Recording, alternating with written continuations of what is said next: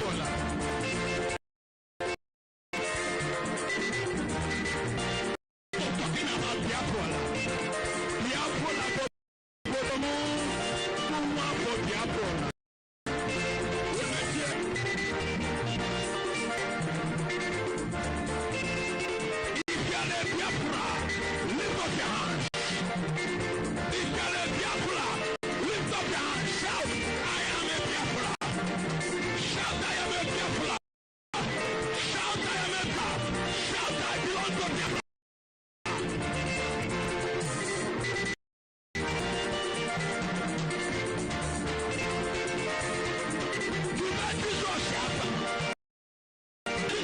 You will not die. You shall not die. You shall not die.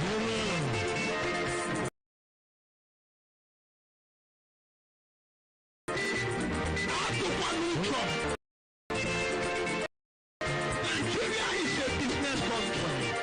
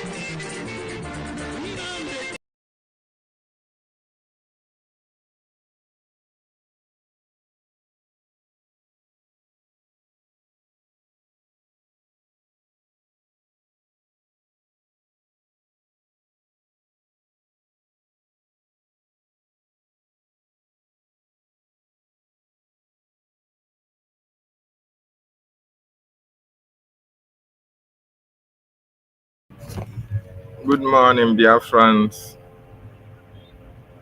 wonderful Biafrans and lovers of freedom. Good morning, good afternoon, good evening. Depending on your location and your time, I welcome each and every one of you to today, the 27th day of November 2025. Thank you for joining me. I can see you, Wisdom. Wisdom, thank you for being part of this broadcast. Charles as well.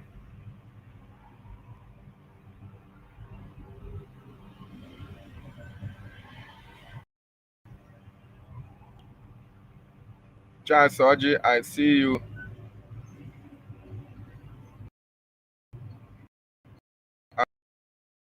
And every other Biafran that is watching from YouTube, or X. Thank you for. First of all, I want to apologize for my esteemed listeners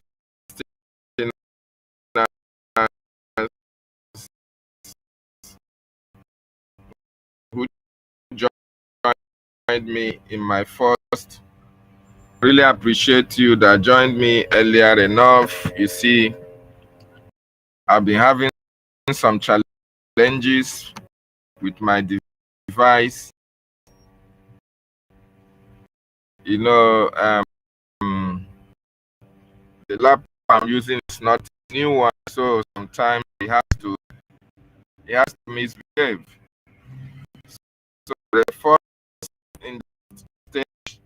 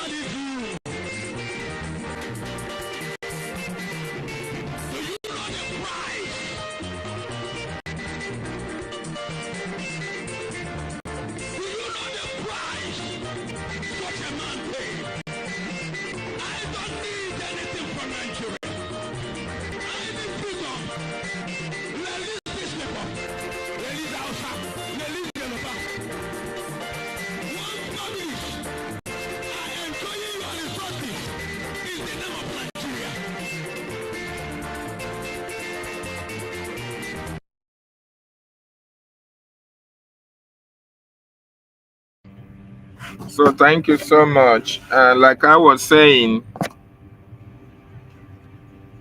my gadget was really, giving me some trouble.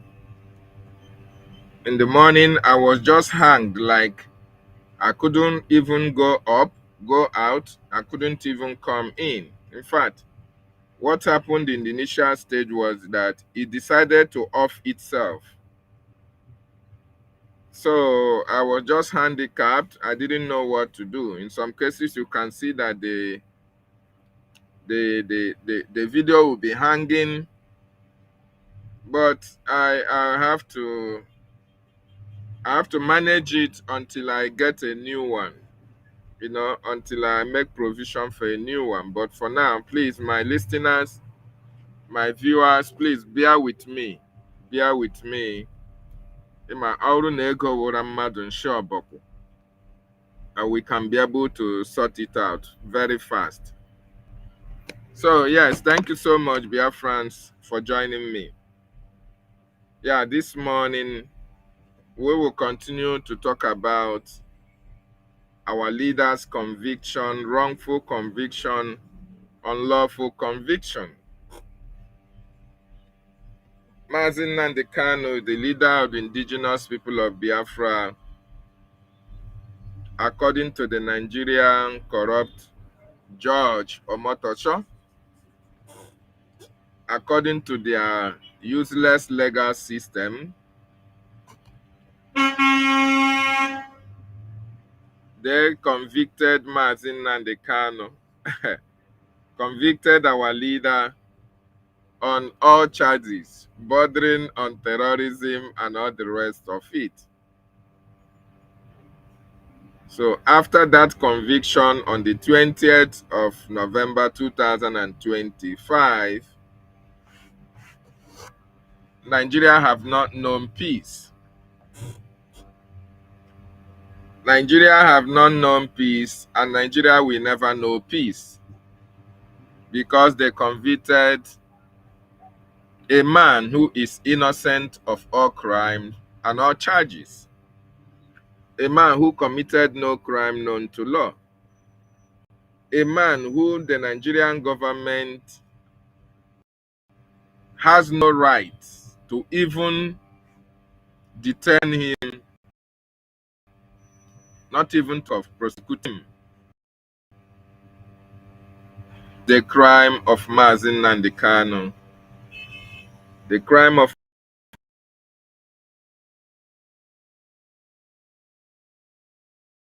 Mazi Nnamdi Kanu, according to Nigerian government, for the people of Biafra, asking that the Nigerian government allow the Biafran people to go.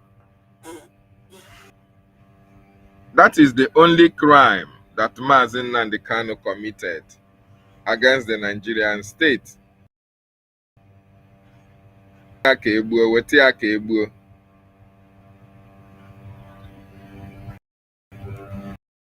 Asị tụọ ya nga,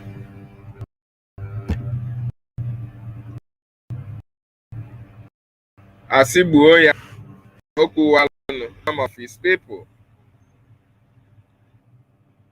for telling his people to rise up against the Fulani jihad, against the destruction of properties of Biafrans, against the Islamization agenda. That is the only crime Mazi Nnamdi Kanu committed. So since after conviction, a lot of things are happening for the benefit of the Biafran people, for the benefit of the Biafran nation. A lot of people are waking up. A lot of people are rising up. haven't seen the handwriting on the wall. People now understand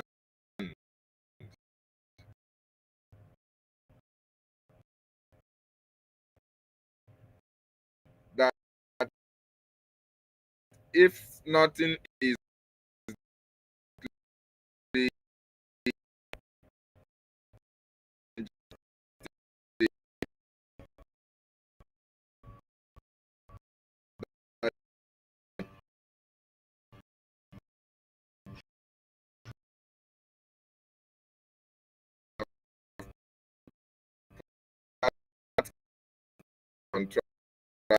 contraption is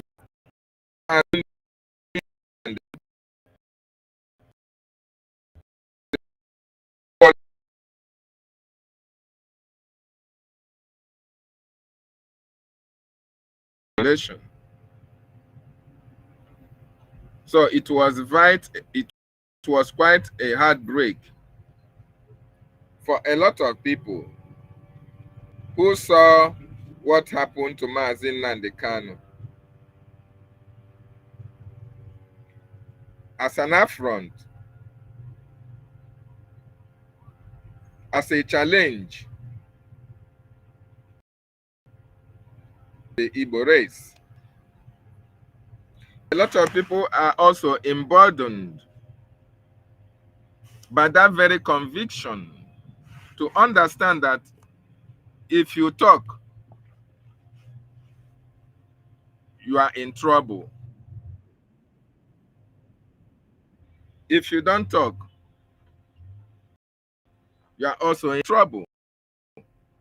So what is the essence of keeping quiet and you find yourself in the same situation that somebody who speaks will find himself to do? Our people now start to rise up to speak against the injustices, to speak against that the Nigerian government have perpetrated against our people. A lot of people now realize, those who are waking up now realize that this is the time for everybody to come together as Biafrans and put our heads together and support Mazi Nnamdi Kanu for this very cause. Because what his conviction is that every Igbo man, whether you are from Isoko Urobo, you are from Ijo, from Shekri, you are from Anang, anywhere that you are, it's your life, is your threat. Your life is under priority. If there is no court case, man and the can proof of his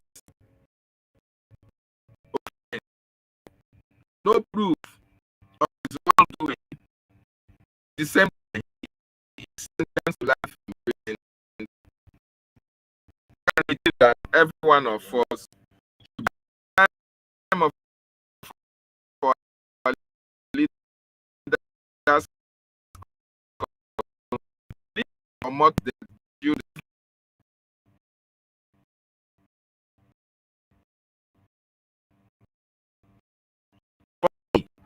where all that build the road to even convict you. Show me the section of your of the Nigerian law that says that I must be convicted for doing any evidence against me. Not whatsoever. But why do I have to underdo this? You have to prove it to me. Or motto is which I am being convicted. Or motto could not show.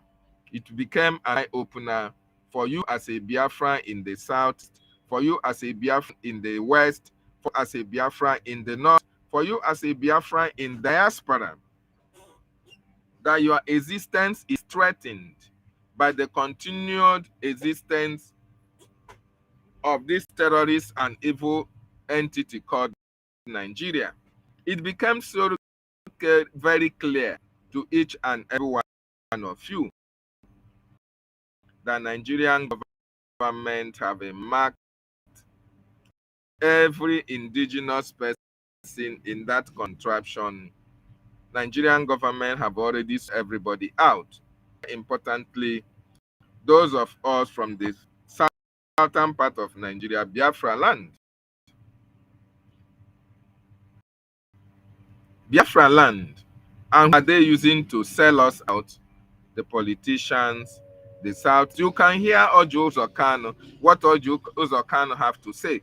Even when there is no proof of any act, any offense of Mazi Nnamdi Kanu committed, Ojo Uzokano is trying to tell you that, oh, a lot of people died. Mazi Nnamdi Kanu do this. Mazi Nnamdi Kanu do that. In other words, these are the people who were in support of even death penalty, a man who committed no crime. So the conviction of our leader is bringing in the best and bringing in a lot of people, encouraging them, opening their eyes. Those of you who were sleeping, those of you who were blind, have now understood that Nigeria is not a working society. Nigeria is not workable for anybody, because Mazi Nnamdi Kanu said it far back in 2012.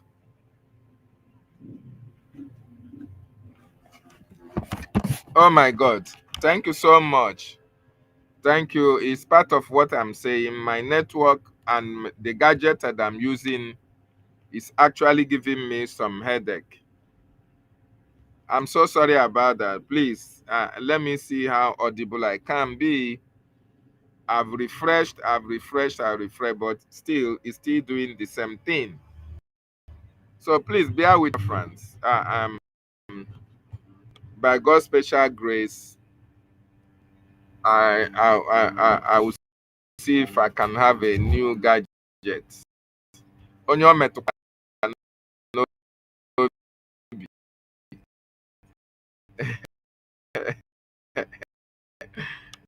Onye o metụkwara n'obi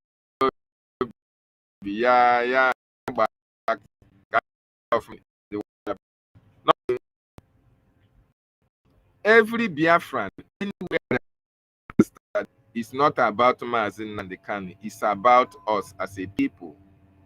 It's about you as an individual, as a Biafran. No Biafran whose family, whose community, whose state during the 1967 to 1970 war can see what is happening to Mazi Nnamdi Kanu and come out to encourage it, or come out to fight against Mazi Nnamdi Kanu, or come out to say any evil thing against Mazi Nnamdi Kanu and what he stands for, considering what the terrorists are doing in Nigeria today. Even as the Nigerian government is negotiating with your killers, they went to Sahel and told them, come in 2015. They used them to rig election.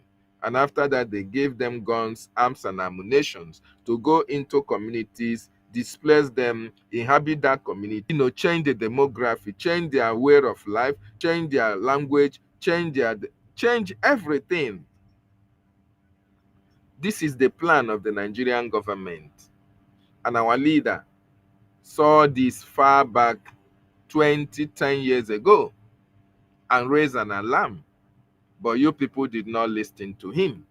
But today it has come very clear to everybody that what Mazi Nnamdi Kanu have been saying all this while is nothing but the truth and the fact. Because his conviction is a proof to every living Biafran, anywhere that you are all around the world, anywhere that your life is in danger.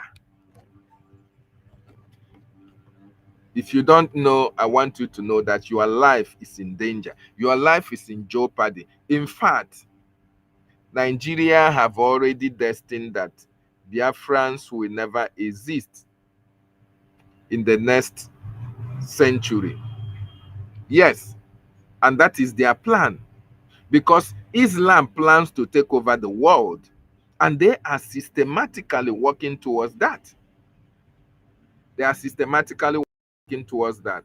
And once they see you as an obstacle, they do everything humanly possible to make sure they take you out of the way. The system support them. The system encourage them.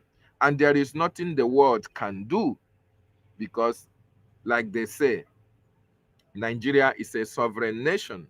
It will be very difficult for every other nation to come and interfere in its internal affairs, unless there are powers that are behind that interference. So what you see playing out today, my wonderful Biafran brothers and sisters, is God's divine intervention in Biafra. The conviction of our leader have opened the eyes of those who have been sleeping for a very long time. Those who wanted to talk about Biafra, those who feign ignorance of what Mazi Nnamdi Kanu is passing through.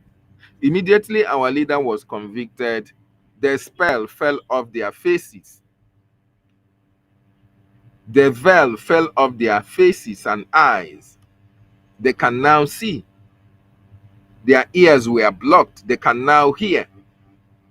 They couldn't speak. Their mouth was tied, but their mouth are opened right now for them to speak, because if you don't speak, your fate have been determined by the Nigerian government terrorists, who have destined how you are going to live your life for the next of the centuries that you are going to spend, or the years that you are going to spend on this very earth, if you don't rise up to speak, if you don't rise up to fight. So I want us to go into this analogy by our brother, one of our brother who has risen. Because when Mazi Nnamdi Kanu was in detention, only very few of them were speaking. When we call for sit at home, they castigate it. When we tell them that the Nigerian government actions against our leader is against them as Biafran, they say, oh, you are a warmonger. You don't know what you are saying. Now it has behoves on them. It is now very clear to them that what we have been saying all this while has been nothing but the truth. And this time around, they are all coming around to still say one thing, that Nigeria is a place not good for habitation. But we are still waiting for them to decide on their own line of belief, either to continue to support one Nigeria or come on board and support the Biafra that very much eminent.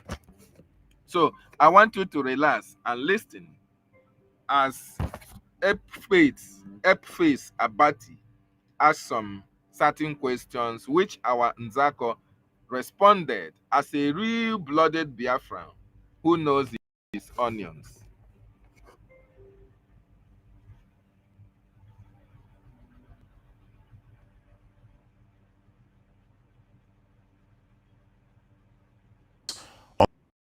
On the imprisonment of Nnamdi Kanu, Donald Trump thinks Nigerian terrorists, and the chaos that will appear to be unfolding in the People's Democratic Party, PDP. Good to have you on the program, Jacob. But first, let's start with Mazi Nnamdi Kanu. The view has been expressed by this subject that I was misled by amateur legal advisors who turned a serious legal issue into and who misadvised him and who led him to sack people like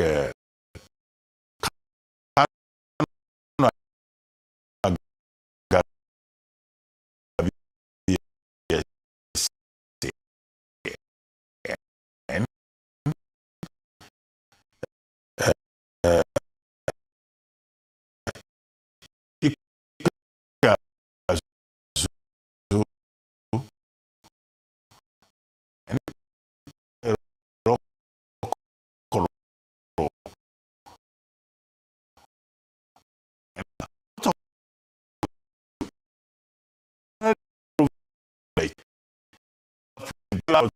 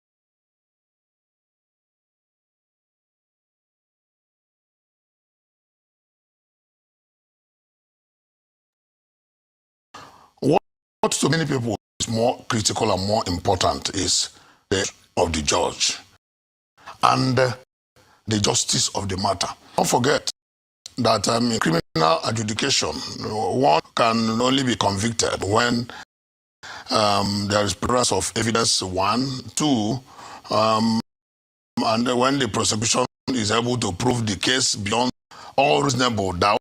We are not saying all iota of, at least all reasonable doubt, and that justice must not only be done, but to be manifestly be seen as having been done. The reality of the public of Nigeria and even the international community do not believe that justice was done in Nnamdi Kanu's case. Don't forget that the issue of treason is a political decision by the state, because treason is an offense against the state. It has been brought to become an offense against humanity, and that is why there is an international convention against treason. It was to be able to bring it to the level of to align Nigeria's act with that of the rest of the world, UN convention that brought to the repeal of Nigeria's 2011-2012 Terrorism Prevention Act and reenacted in 2022 with implementation in 2023 of Terrorism Prevention and the Prohibition Act.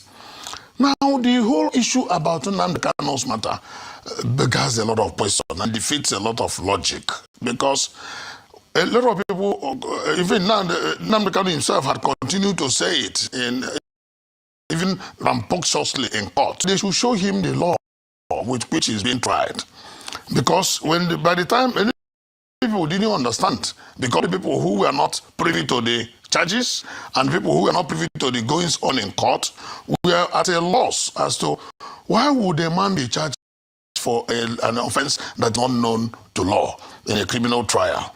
Because Nigerian statute book says that one cannot be tried of an offense not codified and known to law. Yeah. And then under the principle of fair hearing, section 36. Absolutely. And there is not like retrogressive action in law when it comes to criminal action. Yeah. We're not a military regime. Now... No, but Nnamdi Kanu was charged under the old law. Under the old law. He was charged under 2020. Not under 2022. Under the older law of 2011. 2013, yeah. Not 2022, 2013. That was repealed. That's the old law. The old law that was repealed in 2022. Yeah, but so the new law will not take effect. That's why Chief Awomalo is saying that the punishment is death penalty. It's in the old law, and that the accused person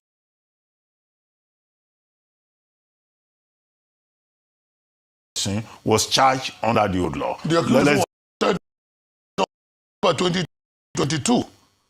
When but the law, those are issues they will resolve. No. There is one major issue that is even on the open, because in the first instance, don't forget that Nnamdi Kanu had earlier been acquitted by the Federal High Court before federal government went to Court of Appeal. And every moment an accused is acquitted, discharged and acquitted, he goes home from the court. He can only go back to the prison or to wherever he was detained to collect his personal items. If he doesn't want, he can abandon them there. If he doesn't want, he can go from there to his house. If he doesn't want, because the federal government refused to release it. At that point of that discharge and acquittal in October of 2022, the court became functus officio. Can no longer hold on that old law. But you saw the judgment from the Constitutional Court. It was for the 2013 charge. So that became a very, very strong issue against that judgment and against the entire procedure. Okay. There are some issues which time may not allow us to explain. This is that can be worked out when it goes to the Court of Appeal. Aloy Ejima has already said they will go on appeal. Yes, and that by Monday, tomorrow, they're going to file. He has 3 days. We think we to do so. However, so you can do that at any time. I just even said, oh, he was tampering justice with mercy, the full teeth of the law. However, what do you think is the way forward? And don't you think it was more complicated by the conduct of the accused person who discharged is all? I mentioned the very senior lawyer who know the territory. Now, in this same case, what's his name now? Ozekome, yes. SAN, yes. was involved. Gabi, SAN. Paul Erokoro, SAN. Ikpeazu, SAN. People who know the law. The in and out of it. Who could have provided a different kind of pathway and who could have handled the matter. But we had the accused person abusing the presiding judge, and you said, oh, the presiding judge is a problem. What do you expect his lordship to have done in a situation whereby the accused person took the proceedings of the court and questioned integrity, questioned this? What the judge did eventually in the 144-page judgment that I have seen is that he just applied the law. Simply. Dr. Albert, you may say so, they claim so, but the judge committed what majority of the people describe as a travesty of justice. And I'll tell you why. No, he's not a mob opinion because there are the facts are there. The judge jumped into the arena.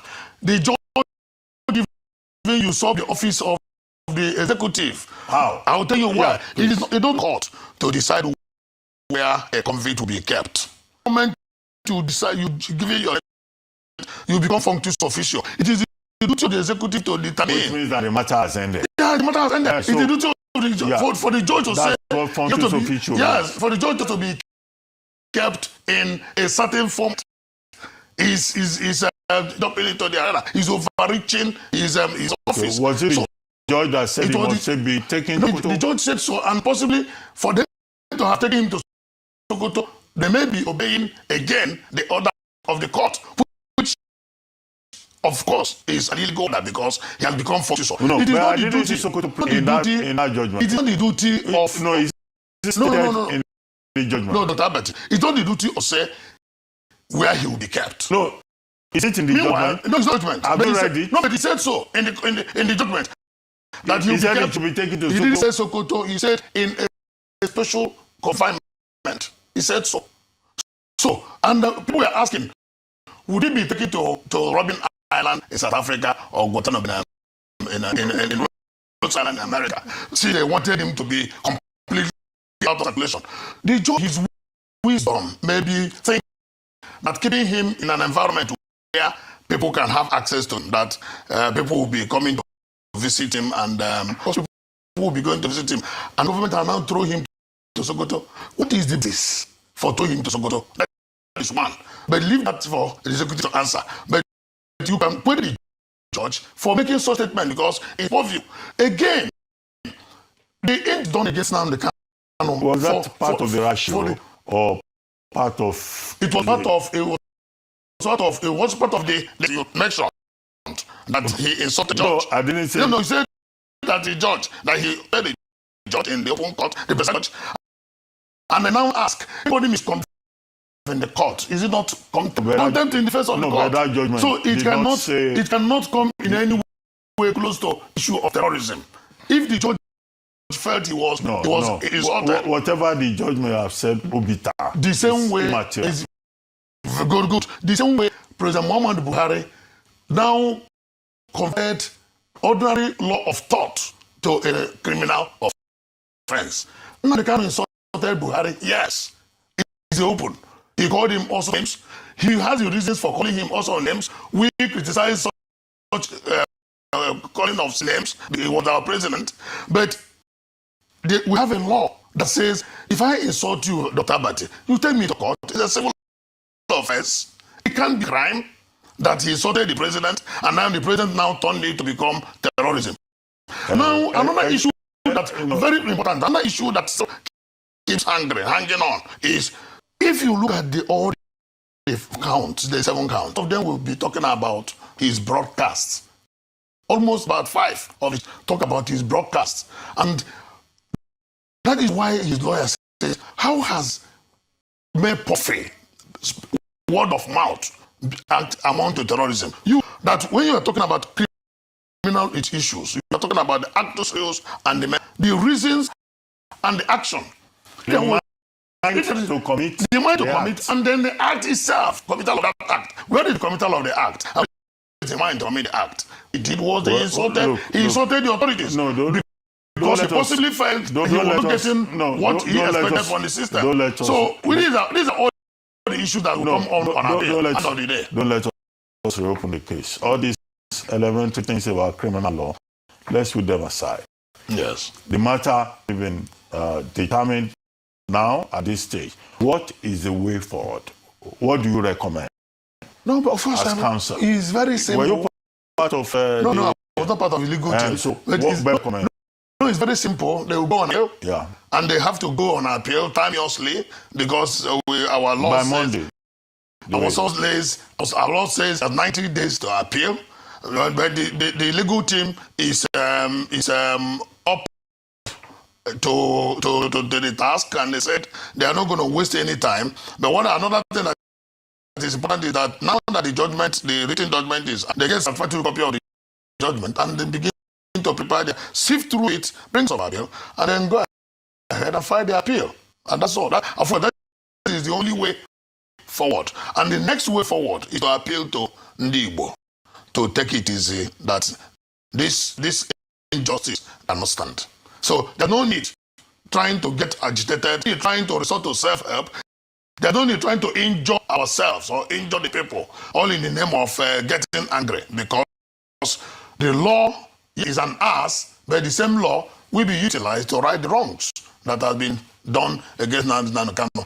I say this advisedly and without any fear of equivocation, that the federal government of Nigeria has not handled Nnamdi Kanu's matter in a judicial. So what do you advise the Nigerian government? The Nigerian government, if I am to advise the government, this time around, the buck now stops on the of the CNC.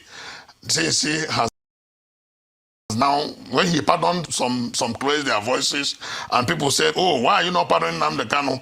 The handlers of the federal government of the president said the matter is still in court. Today, the court has discharged the matter. Now, the executive can now take over and apply the prerogative of mercy. It is completely at the discretion of Mr. President. And if I'm to advise him, I'll ask him to do so and calm frayed nerves, so that we will begin to limit the challenges of insecurity we have in Nigeria. Mountain all around the country. Let us not add to the problems. It's like pouring fuel into a raging fire. Okay. Let's see whether the law is truly an ass, as I think it was Charles Dickens who wrote about the law being an ass in the mouth of Mr. Bumblebee in one of his writings. Yes. Well, let's talk about another subject, PDP. Good. What do you think is a reality for the people's democracy? No, the reality is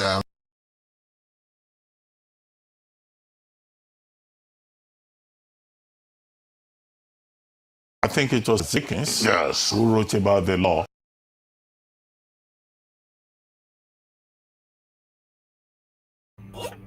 So yes, Biafrans, you have listened to Fred and Zako, who was analyzing that court case, that conviction of our leader.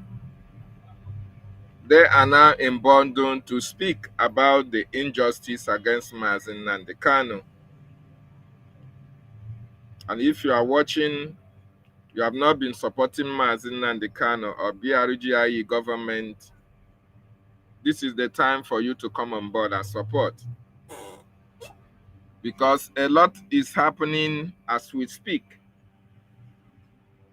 A lot of Biafrans are now realizing that they have been on the wrong side for a very long time. For not supporting Mazen Nnamdi Kanu all this while, you are on the wrong side of history. For not supporting Mazi Simon Ekwanjoko as well, you have been on the wrong side of history. Even as we are fighting right now, and Ogechukwu Nkere is in charge of Biafran Republic government in exile, you are still on the wrong side of history. If you are supporting Ngozi Orabufulani, if you are supporting if you are supporting any group that is not Biafran Republic government in exile, you will understand you are an enemy to the Biafran cause. Just like our brother have said, there is no known law that should have, in the best interest of fairness, justice, and equity, talked about conviction of Mazen Nnamdi Kanu, because the law states that you have to prove your case beyond reasonable doubt.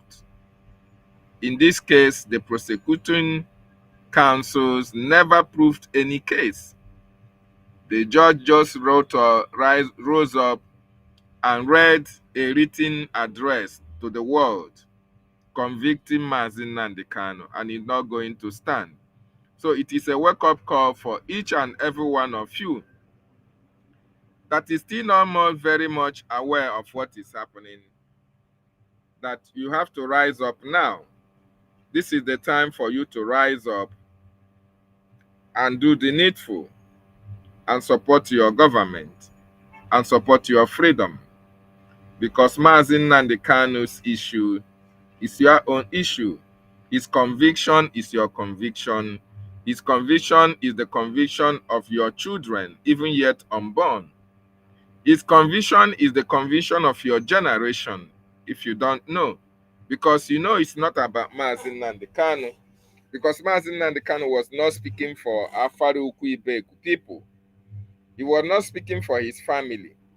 He is speaking for the totality of the Biafran people, over 80 million Biafrans all over the world. So his issue is a collective issue of every Biafran. So we must rise up and seize the tempo to speak about this injustice, to hold the Nigerian government into account. Very, very important. So I want us to listen again.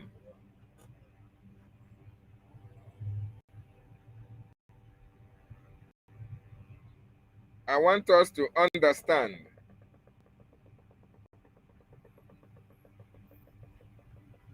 that if you don't do something about this issue, Nigerian government will be emboldened to continue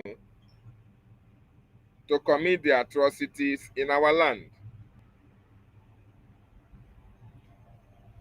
So it's a wake-up call for everybody. This is another lawmaker. I want to show you, and I want you to listen. It's another lawmaker being emboldened by the spirit of Mazen Nnamdi Kanu in him, have to rise up before the rep. They are in their section to speak. Even when they wanted to shout him down, he has to pick up the courage to continue. He has to pick up the courage to finish what he was saying, because they wanted to shout him down. They wanted him to stop when he mentioned Mazen Nnamdi Kanu and the wrongful conviction. But he has to stand his ground. If Shetima, if Gumi, can speak for the terrorist, why can't he speak about his brother that is being convicted for no just cause? This is the spirit of a Biafran. This is what is expected of every Biafran anywhere that you are. Don't allow the Nigerian government to intimidate you into silence. These are the people who are negotiating with terrorists and bandits. But you cannot even speak. You are afraid to speak. So this time around, damn the consequences. They are not going to kill each and every one of us once. We are going to fight until we are free. I want everyone to listen to what he has to say.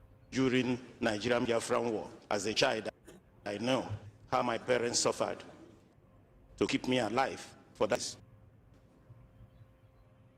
But let us tell the truth.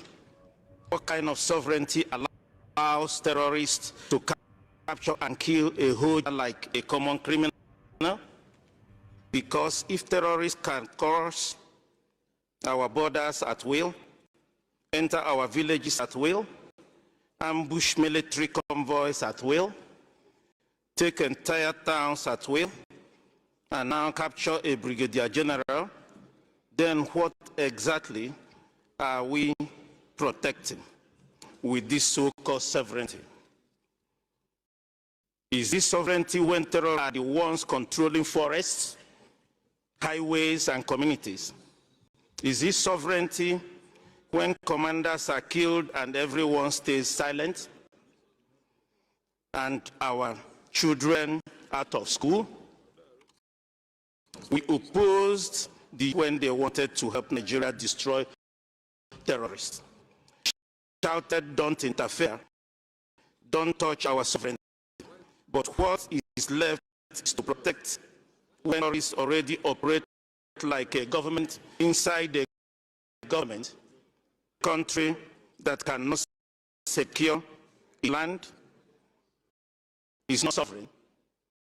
It is vulnerable. This is a personal opinion.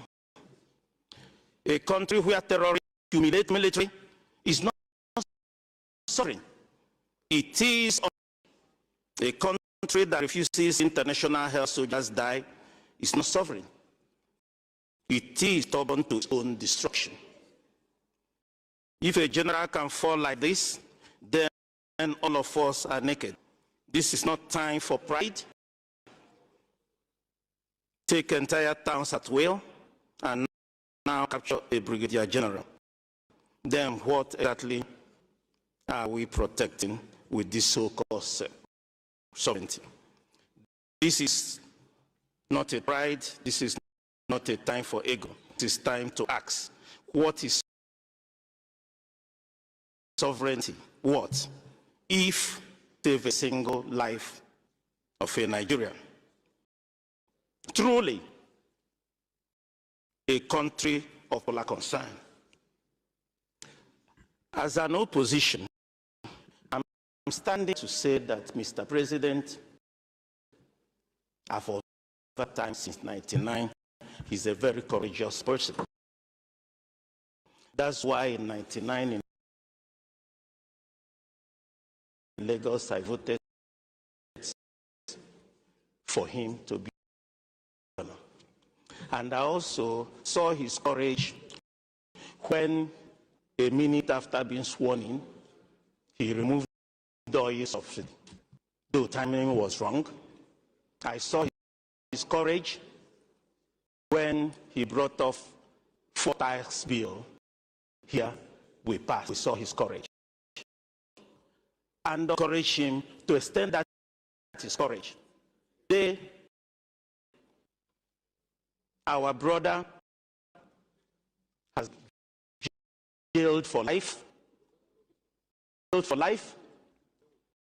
And the judge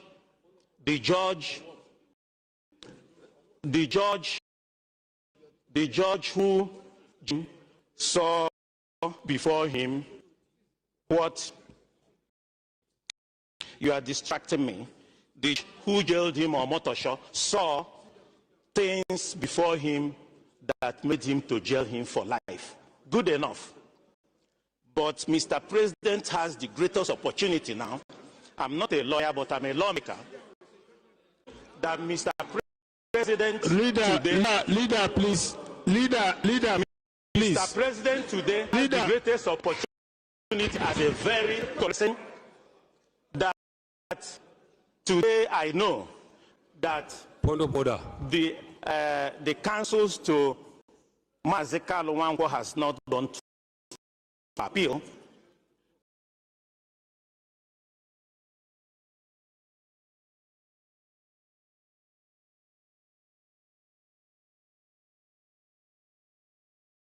We are not appealing today to give him a pardon and release Nnamdi Kanu to us. I rest my case. Okay, thank you, Karen. Thank you. As much as I speak for the Southeast, virtually everything we'll discuss today about insecurity runs across our country. They are interconnected, so it is even very difficult to compartmentalize them into regions. They may rear their heads differently, but at the end of the day, they are interconnected. So that if I'm talking about banditry or insurgency or kidnapping or whatever name you call it in the Southeast, you'll find out that it has become a common denominator in the entire country. Mr. Speaker, my respected colleagues, the issue of insecurity in our country has been very, very well documented. In fact, I find it very difficult making a rehash of what my colleagues have said. It has been very, very well documented. There is hardly anything new anybody is going to say. We are not trying to reinvent the wheel in terms of how to tackle our security challenges. Mr. Speaker, let me draw our attention to just the last, the 9th Assembly. Mr. Speaker, this Honorable House picked about 40 of us and took us to the to NIA, National Intelligence Agency, where for 7 clear days, we brainstormed on the causes of insecurity in this country and how to address them. Mr. Speaker, this House came out with a report, a resolution, and transmitted same to the executive. That was the last administration. Mr. Speaker, up till date, we do not have, I don't have any recollection that that administration did anything about our recommendations. Mr. Speaker, that brings me to the major problem, the core of the problem we have. It is implementation. In policy,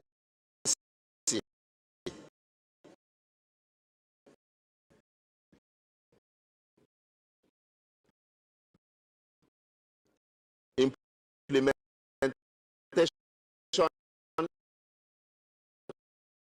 is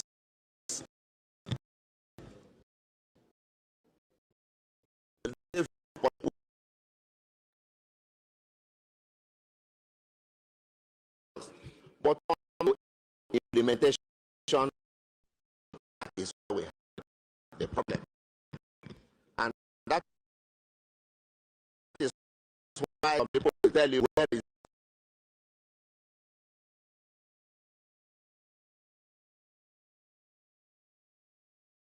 all these things we are saying. So, Mr. Speaker, I think there is anything new anybody is going to say in terms of insecurity or how we should combat it in this country. It is all well documented. What we should do is to make sure, is to, as much as possible, employ the executive arm. We don't implement these things. All our resolutions, there's hardly any week we don't have a plethora of resolutions on insecurity. What has happened to those resolutions? We are not expected to implement our resolutions. Our resolutions are our opinion for House, just like you let us know at the beginning that at the end of the day, we are going to come up with resolutions. We are not going to implement those resolutions. We'll still take them to the executive arm. So what I'm suggesting, Mr. Speaker, is that the leadership should also, in terms of the executive, ensure that some of these resolutions, including past ones, are implemented. If they are implemented in a holistic way, in a structured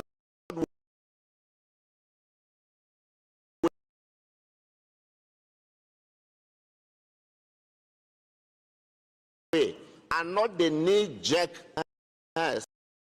So after this week, what happens to the air surveillance?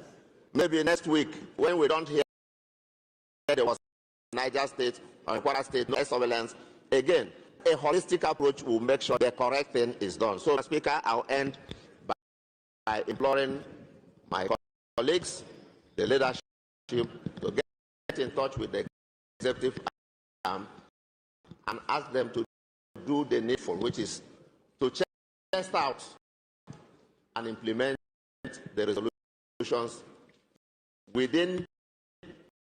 They already have, so that this country can be a place you can sleep and close your eyes. Thank you very much.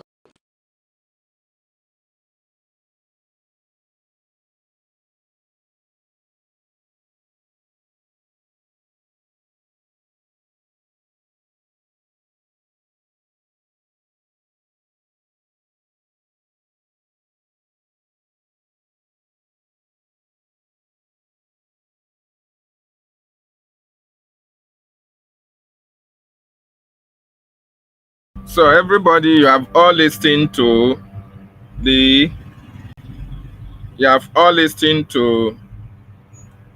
what the lawmakers were saying.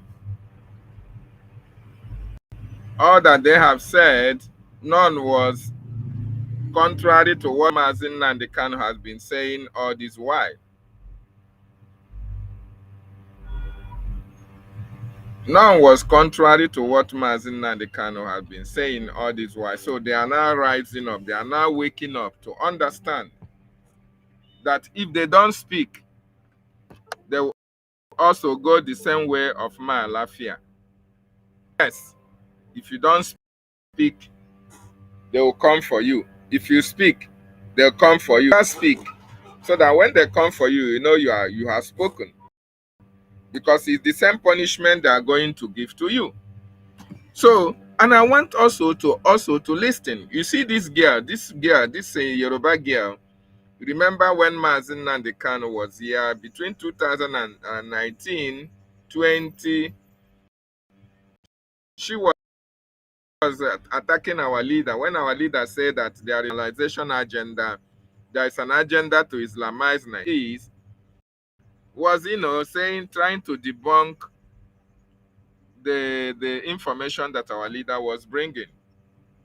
But today, everybody have now come to the realization, to the same table that Mazi Nnamdi Kanu was talking about, to the same conclusion that Mazi Nnamdi Kanu was saying all this while, that these people have an agenda, they have a program, they have a plan, and they want to execute it, that they are Islamizing everybody. If care is not taken, they will rape your women, kill your mothers, kill your children, rape your women, and dislodge you from your various communities. Mazi Nnamdi Kanu said this as far back as 2012, 13, 14, and in 2015, he went to Los Angeles, America, and told Biafrans to bring him money so that they can defend our land. These people called Mazi Nnamdi Kanu a warmonger. Today, are they still calling Mazi Nnamdi Kanu a warmonger? The answer is no. Today, can this guy now come to debunk all the information that Mazi Nnamdi Kanu, all the broadcasts that Mazi Nnamdi Kanu made, exposing these terrorists? Can this guy come to debunk it? No.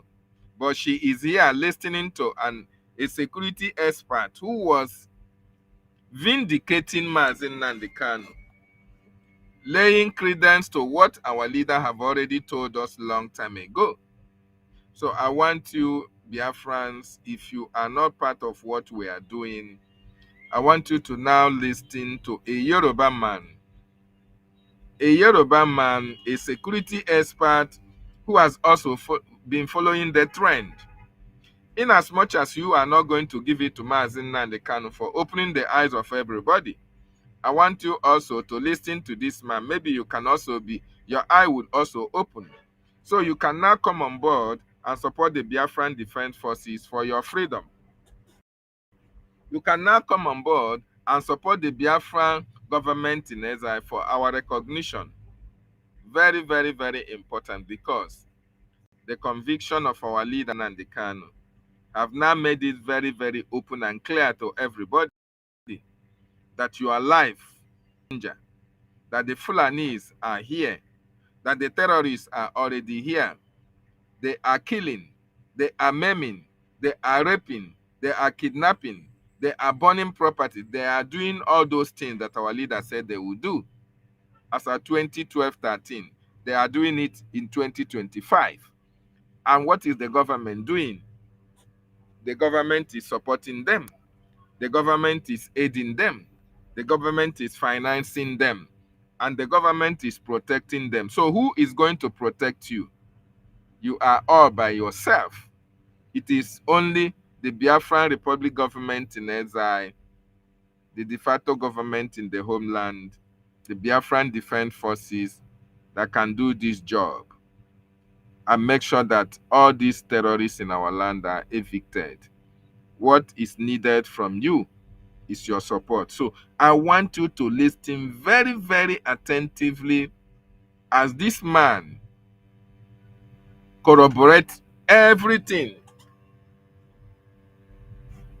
every information that our leader have given in the past. This man is corroborating it now, of a very big plan, network of plans against indigenous people in Nigeria. Only then, maybe you can come on board and support the freedom of your people. Very, very important. So you can join me on the studio and make your contribution. Thank you so much. World. Hi everyone, welcome to this interview. This is a loaded interview, by the way, about the situation of things in Nigeria. I know security issue. Today I will be interviewing someone who is at the forefront of what is happening. If you don't know about the Macedonian Initiative, by the way, it's a faith-based, non-denominational NGO that has been responding to the systematic persecution of Christians in Nigeria since the 1990s. Now, the person that I want to interview today is not just a parcel. This man is a security consultant, more than 2 decades of experience, and he has also served as the Deputy Secretary General for Peace and Security at the African Union of the Global Overseer of Living Waters Unlimited Church and International of the Macedonian Initiative. Please help me to welcome one of my fathers, Reverend Ladi. Daddy, welcome to the show. Thank you so much, Adia. And let me say quickly that we want to thank God who has given you a platform and a voice to speak in matters of opinion molding and consensus building. I think it's a lofty platform, and you continue to use it well. Thank you. First and foremost, a lot of people have been asking, what exactly are we dealing with? What is even going on? I want to speak without a shred of doubt right now that what Nigeria is dealing with, it's both an ancient and a modern problem. And it is bigger, including religion, but bigger than religion. This is not an Usman Danfodio narrative. It's a more modern, more deadly, more intelligent Hydra, a supremacist agenda that was perfected by Osama bin Laden when he globalized the global resurgence of our religious terror. This is not merely a Fulani problem. It's bigger than that. There are at least about 5-6 groups that we are recording with. It has a head in education. It has infiltrated our security defense systems.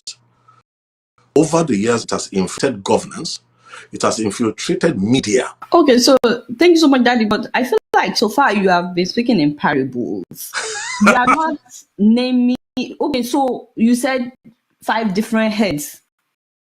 You need to put names. Oh, you need to give the evidence of all these things that you are saying. I told you it's a supremacist agenda that was to use Islam as a cover. That's why 15-16 years, it was targeted only at first. I told publicly that in the later years towards the end, when they're about to strike Nigeria completely, they will start killing Muslims as well. So I said that about 10 years ago. It's something that is global, it's a local fix, is to take the whole of Nigeria, not some of Nigeria. Now, it's going to use Islam and the Sharia to take Nigeria. All over the world, its tactics are different. Who is trying to take Nigeria? Let me put it for you like this. The architecture for the intelligence behind this thing is more than the local intelligence. But they have contacted local actors. See, there's what they call the ISWAP. The Fulani is there. You have the Kanuri-dominated Boko Haram. Then you have Lakurawa, Ansaru, and all those other offshoots of the global template provided by Ida. Many headed, only one heart. And what the idea is to take Nigeria, take West Africa, take the rest of Africa, and then use that resources to dominate the world. Okay, so it's Al-Qaeda that is trying to take over Nigeria through these different terrorist organizations. An intelligence created by Al-Qaeda between 1991 and 1996, Osama bin Laden was in Sudan, perfecting the model of how to globalize terrorism and rule.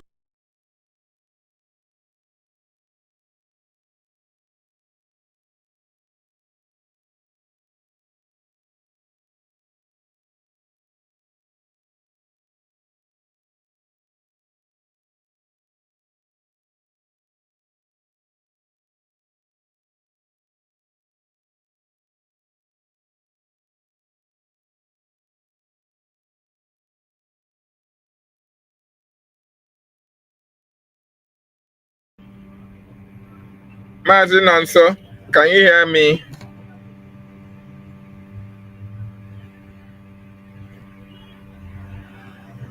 We can't hear you. Welcome. I can hear you, King David. Good morning. I'm from Ihineme. Good morning. Thank you. Well done. God bless you. Go ahead. To strengthen you. Thank you so much, my brother. Yes. At least now, if not for you and Mommy Betty, at least in the morning like this, we still have media warriors like you. This is great. Even when those criminals that were bought over, they thought that now they are nowhere to be found. So that is why I'm sending my message this morning that to all those politicians that are not speaking out now, whether you are in Abuja or whether you are in Aso Rock, wherever you are, the message is very clear.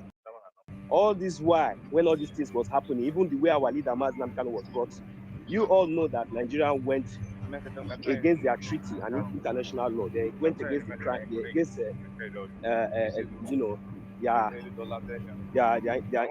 the international treaty. And you allowed Mazi Nnamdi Kanu to spend more than 5 years, inside the DSS detention. At the end of the day, you people kept quiet until they went ahead to do the trial, even though that it was a forceful one, because it was by force. Anybody that stand up to speak, they will come after the person. So because of that fear, so many of all these criminals, they decided to stop, to keep quiet, because they have all been bought over. So, but the message is very clear that none of them will come back to Biafra land, because Biafra land is not Nigeria. It's very, very clear. It doesn't really matter what they are doing today, what they do to Mazi Nnamdi Kanu, or whether they do this one or that one. The fact still remains that we are the target. So, and as long as we are the target, and we are not giving up. So, detaining our leader, sentencing our leader, all those ones, they are just on their own. They are just on their own, because the fact still remains that we are Biafrans and we have rejected that contraption called Nigeria. So, for that reason, they must do the needful. Mazi Nnamdi Kanu must be released. They do not have any choice. Exactly. They must be released. They do not have any choice. So, Mazi David, just give me 2 minutes. I'll join you back. Okay, just 2 minutes, please. Okay. Thank you so much, Nonso. Thank you for being part. Thank you for joining me. Like you said, Mazi Nnamdi Kanu must be released because he committed no crime known to law, not even known to man. So what is the criteria for sentencing him to life imprisonment? What crime has he committed? And every other person that is speaking, continue to speak. God gave you mouth to speak, but speak against injustices. Don't support criminality. Don't support corruption. Don't support evil. For all of you that are speaking out now, we welcome each and every one of you. At least they are all emboldened by the condition and situation of our leader, Mazen Nandekano. They are now waking up from their sleep to understand that all this while Mazen Nandekano meant well for each and every one of them. They now realize the fact that if they don't speak, if they don't rise up and fight for themselves, that nobody is going to fight for them. You saw how Mazen Nandekano was vehemently defending himself in the law court, telling Omotosho where is the law.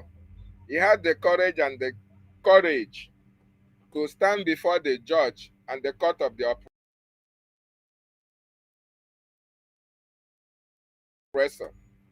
That is the spirit in the Senate House or in the House of Rep, and you are not speaking because you are afraid the Fulani will come for you. Then you must have written your will.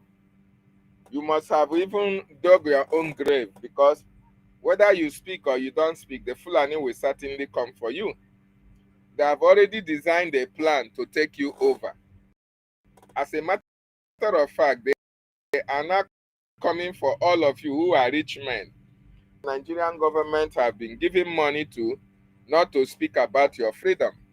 The Fulanis are going to come for you. And you know the evil thing about all of you is that all of you that have not supported us from day one, when they are going to come for you, nobody is going to speak for you. Seriously. Because since 2012, we have been calling on everybody to come and support Mazen Nandekano, to come and support Prime Minister Simon Ekpanjoku, to come and support our government, APM Ogenkere. And all of you are so much focused on Nigeria. You don't want to hear. You don't want to listen. You don't want to speak. You don't even want to add your voice to what the atrocity that the Nigerian government is committing. None of you want to speak. So the calamity is befalling you. We are not going to also speak for you. We are not going to stand for you. We are not going to, start to defend you. You are going to bear your own cross, because you left Mazen Nandekano. You left us to bear our cross. And Chukwu Okike Abiama gave us the power, gave us the courage to stand strong up to this moment. So by the time you bear your own cross, we are going to know how you are going to stand the Fulani invasion of your community, the Fulani invasion of your land, the Fulani coming to your family to take your wife, rape your children, kill your sons. We are going to know who is going to speak for you. Because when we needed your voice, you didn't speak. So when you need our voice, we are not going to speak for you unless you join what is happening now to disintegrate Nigeria, so that when we get Biafra, we are going to settle our differences in Biafran territory and in Biafra land, not under Nigeria. And for all of you that are speaking evil against our freedom, don't worry. I'm coming. That lady, that evil lady that was talking trash about our leader, Mazen Nandekano, she is not a Biafran, but I'm going to tell her case later. So let us listen to this lady who was actually fighting against Mazen Nandekano before. But I believe now her eye don't clear. She can now see very clearly. And she can now hear and perceive the atrocity that the Fulani have come to commit. And that is why she is having the impetus to even interview a security expert on what is happening. And I believe she this time around, she will not question the authenticity of the information. Now, that what Nigeria is dealing with, it is both an ancient and a modern problem. And it is bigger, including religion, but bigger than religion. This is not an Usman Dan narrative. More modern, more deadly, more intelligent Hydra, supremacist agenda that was perfected by Osama bin Laden. He globalized the global resurgence of our religious. This is not merely a Fulani problem. It's bigger than that. There are at least about 5, 6 that we are reckoning with. It has a head in education. It has infiltrated our security defense systems. Over the years, it has infiltrated governance. It has infiltrated media. Okay, so thank you so much. So it's fools. They are not my heads. You need to put names or give evidence of these things that you are saying. I told you it's a supremacist agenda that as a cover. That's why for the first 15, 16 years, it was targeted only at Christians first. I told publicly that in the later years, towards the end, when they're about to strike Nigeria completely, they will start killing Muslims as well. So I said that about 10 years ago. You are dealing with something that is global, but has a local face. Its objective is to take the whole of Nigeria, not some of Nigeria. Now, it's going to use Islam and the Sharia to take Nigeria. All over the world, its tactics are different. Who is trying to take Nigeria? Now, let me like this. The architecture for the intelligence behind that intelligence, but they have contacted local actors. You see, there's what they call the ice swap. The Fulani is there. Then you have the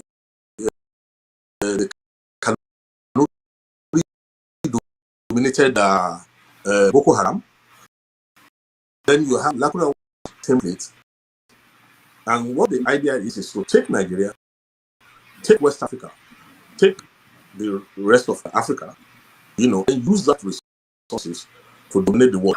Okay, so it's Al-Qaeda that is trying to take over Nigeria through this different terrorist organization.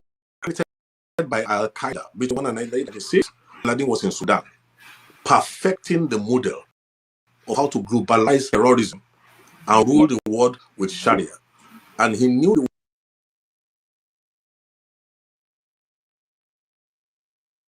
So welcome back. Go ahead, Mazi. You are saying something before. Can you hear me?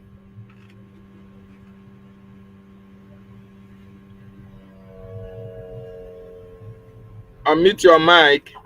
Yes, Mazi David, I can hear you, my brother. I can hear you. Am I coming out now? Yes. So what I was saying earlier was that we have gone too far. We have gone too far. Let all these politicians, both politicians, I am advising them as a Biafran, because they should not think that maybe because they managed to get to wherever they are today through politics, through under Nigerian politics, under fake politics, not connect with us for so long, because we have been, somehow, oppressed. Injustice has support not only in the Nigerian state but outside Nigeria, because when all these things are going on, sometimes, it seems like, all these African countries around that are supposed to even stand, against evil, because the evil that is going on in Nigeria and all these African countries, you see them welcoming all these Nigerian officials. They see them going there. I don't know what they are doing in the name of Nigeria. In the name of Nigeria, it irritates me. It baffles me. I'm surprised of all these African countries. None of their citizens, I am telling you, none of their citizens are living in Nigeria. The only ones that manage to come to their Nigeria, when they come to Nigeria, they just spend like few weeks and go back. Even the ones that even manage to leave Nigeria, they cannot even go back to their country and tell the story or whatsoever that they have been passing through. Because after all, it's only Nigeria that you see the only indigenous people, the real indigenous people, they accommodate strangers. That is normal. But as it stands now, these people, they are all there. They are all watching all these things, thinking that maybe the evil that they are accommodating, because somehow they are accommodating it, because if you can be around, African country like Kenya, Ghana, and all these neighboring countries around, and at the end of the day, you see all this evil, all this injustice happen, and tomorrow you still want to have some kind of diplomatic ties, or diplomatic with who? With what? Are you doing? Yes, of course, it might be for your own interest, but you are doing evil. Whatsoever that you are doing is evil, because these people are coming in the name of Nigeria, but Nigeria does not exist. Nigeria does not exist. So that is the reason why I am calling on all these African leaders. Since all of you have decided to keep quiet, it is not BIAFRANS that you people are doing. Remember that in your countries today, the reason why most of you are hearing about Nigeria, it is because of BIAFRANS. It is because of we BIAFRANS.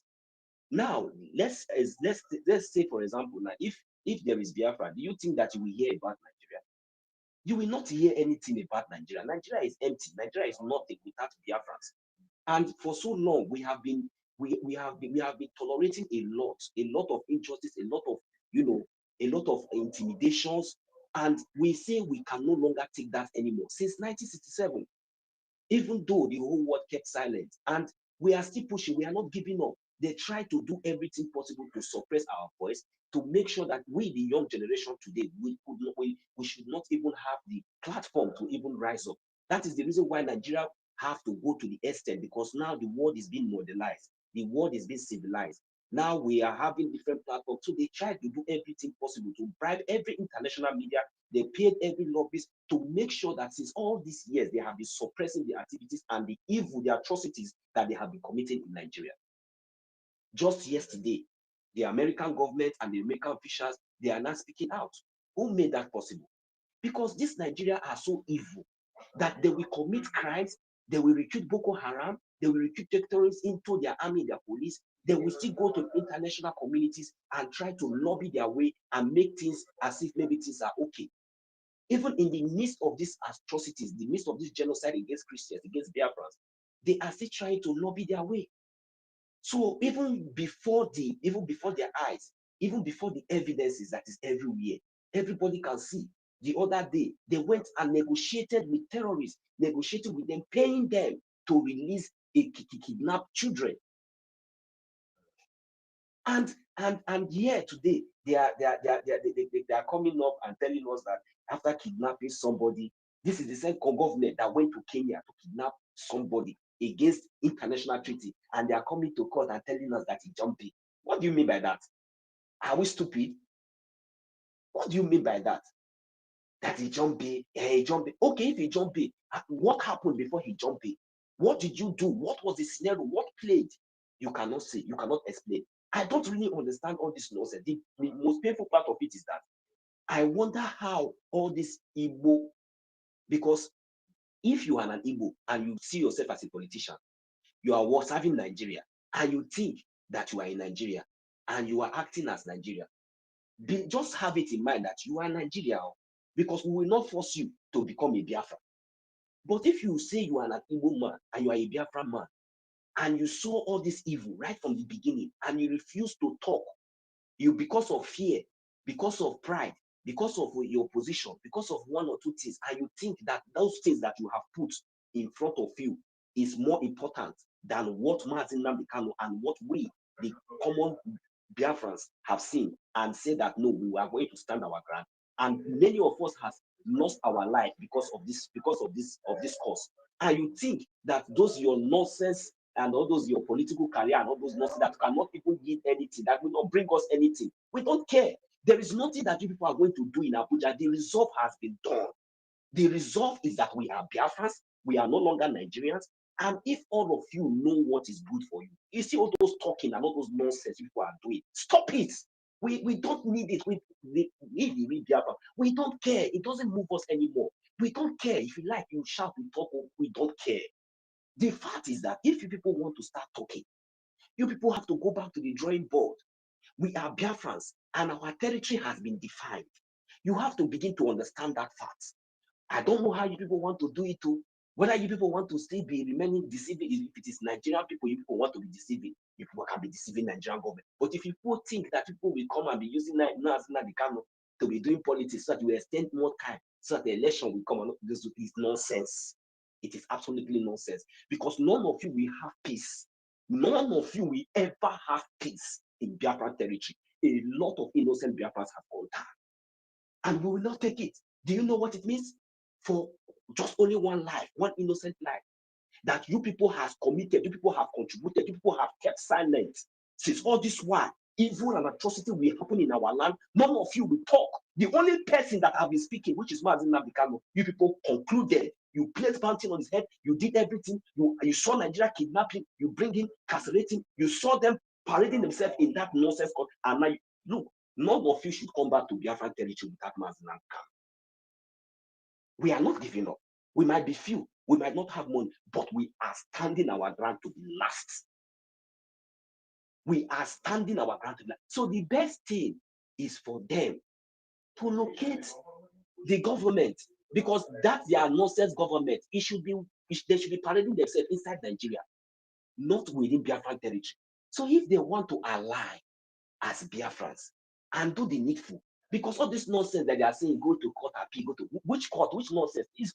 Biafrans should stop listening to those things. If we know what is good for us, forget about any other anything. Forget about your differences, bro, sister, mama, papa. You see, the only key point: if you did not look back and start supporting Biafran Liberation Army with everything you have, you are wasting your time. We all, we will suffer. But you know what? Only those people who are prepared, who are informed, will be safe. Yes, now only those who are informed, because we are seeing all these things that some of you will be doing as if you have this one, you know that one. When it will start, it is only those people who are prepared that will be saved, because they will know when to hide and they will know how to position it, because they have information and they listen to information. But you that refuse to listen, they say the fly that refuse to listen, we follow the corpse to the grave. That is just it. So this time around, if we know all those time that they are wasting, you just want to claim relevance. You just want to talk and see what the reaction of people with what people will say. You just want to come out on television. This is not time for talking. If I wish these people, these evil people are not evil, they are not complicit in everything that these people know what they are doing. Biafra should stop talking about these people. Whether they are going to House of Assembly, we have to learn how to ignore them, and let's focus on the needful. If we have, if really that maybe majority of us now come out now and we start doing donate, they are the one that will be reporting our own news. These people will be the one reporting our own news. It is time for them to start reporting the activities of Biafran Liberation Army, Biafran land. It is time for, that is what we're supposed to. It is time for them to start talking about the activities of our lobbies in the international community. It is time for us to, focus on these two places, because that is the only reason why you see them talking today. If not for Biafran government in exile and the activities and the Biafran Liberation Army, because they are still standing and they are still gallant, they have not been able to defeat these great men and women. That is why you see them. They are still running up and down, because they thought that pronouncing that nonsense statement, sentence on our leader, will weaken us. They thought that maybe by now we will withdraw. But when they saw the result, they could not even wait for any action, because they don't even know what is coming. They don't really know what is coming. We are just looking at them, we are laughing, but we are focused. That is the message. We are focused on our defense and our international community, international lobbies. We are very, very focused in these two areas. And we are going to make sure that we deal with Nigeria and all these evil politicians from A to Z. We will deal with them. It doesn't really matter. It might take time, but we'll get there.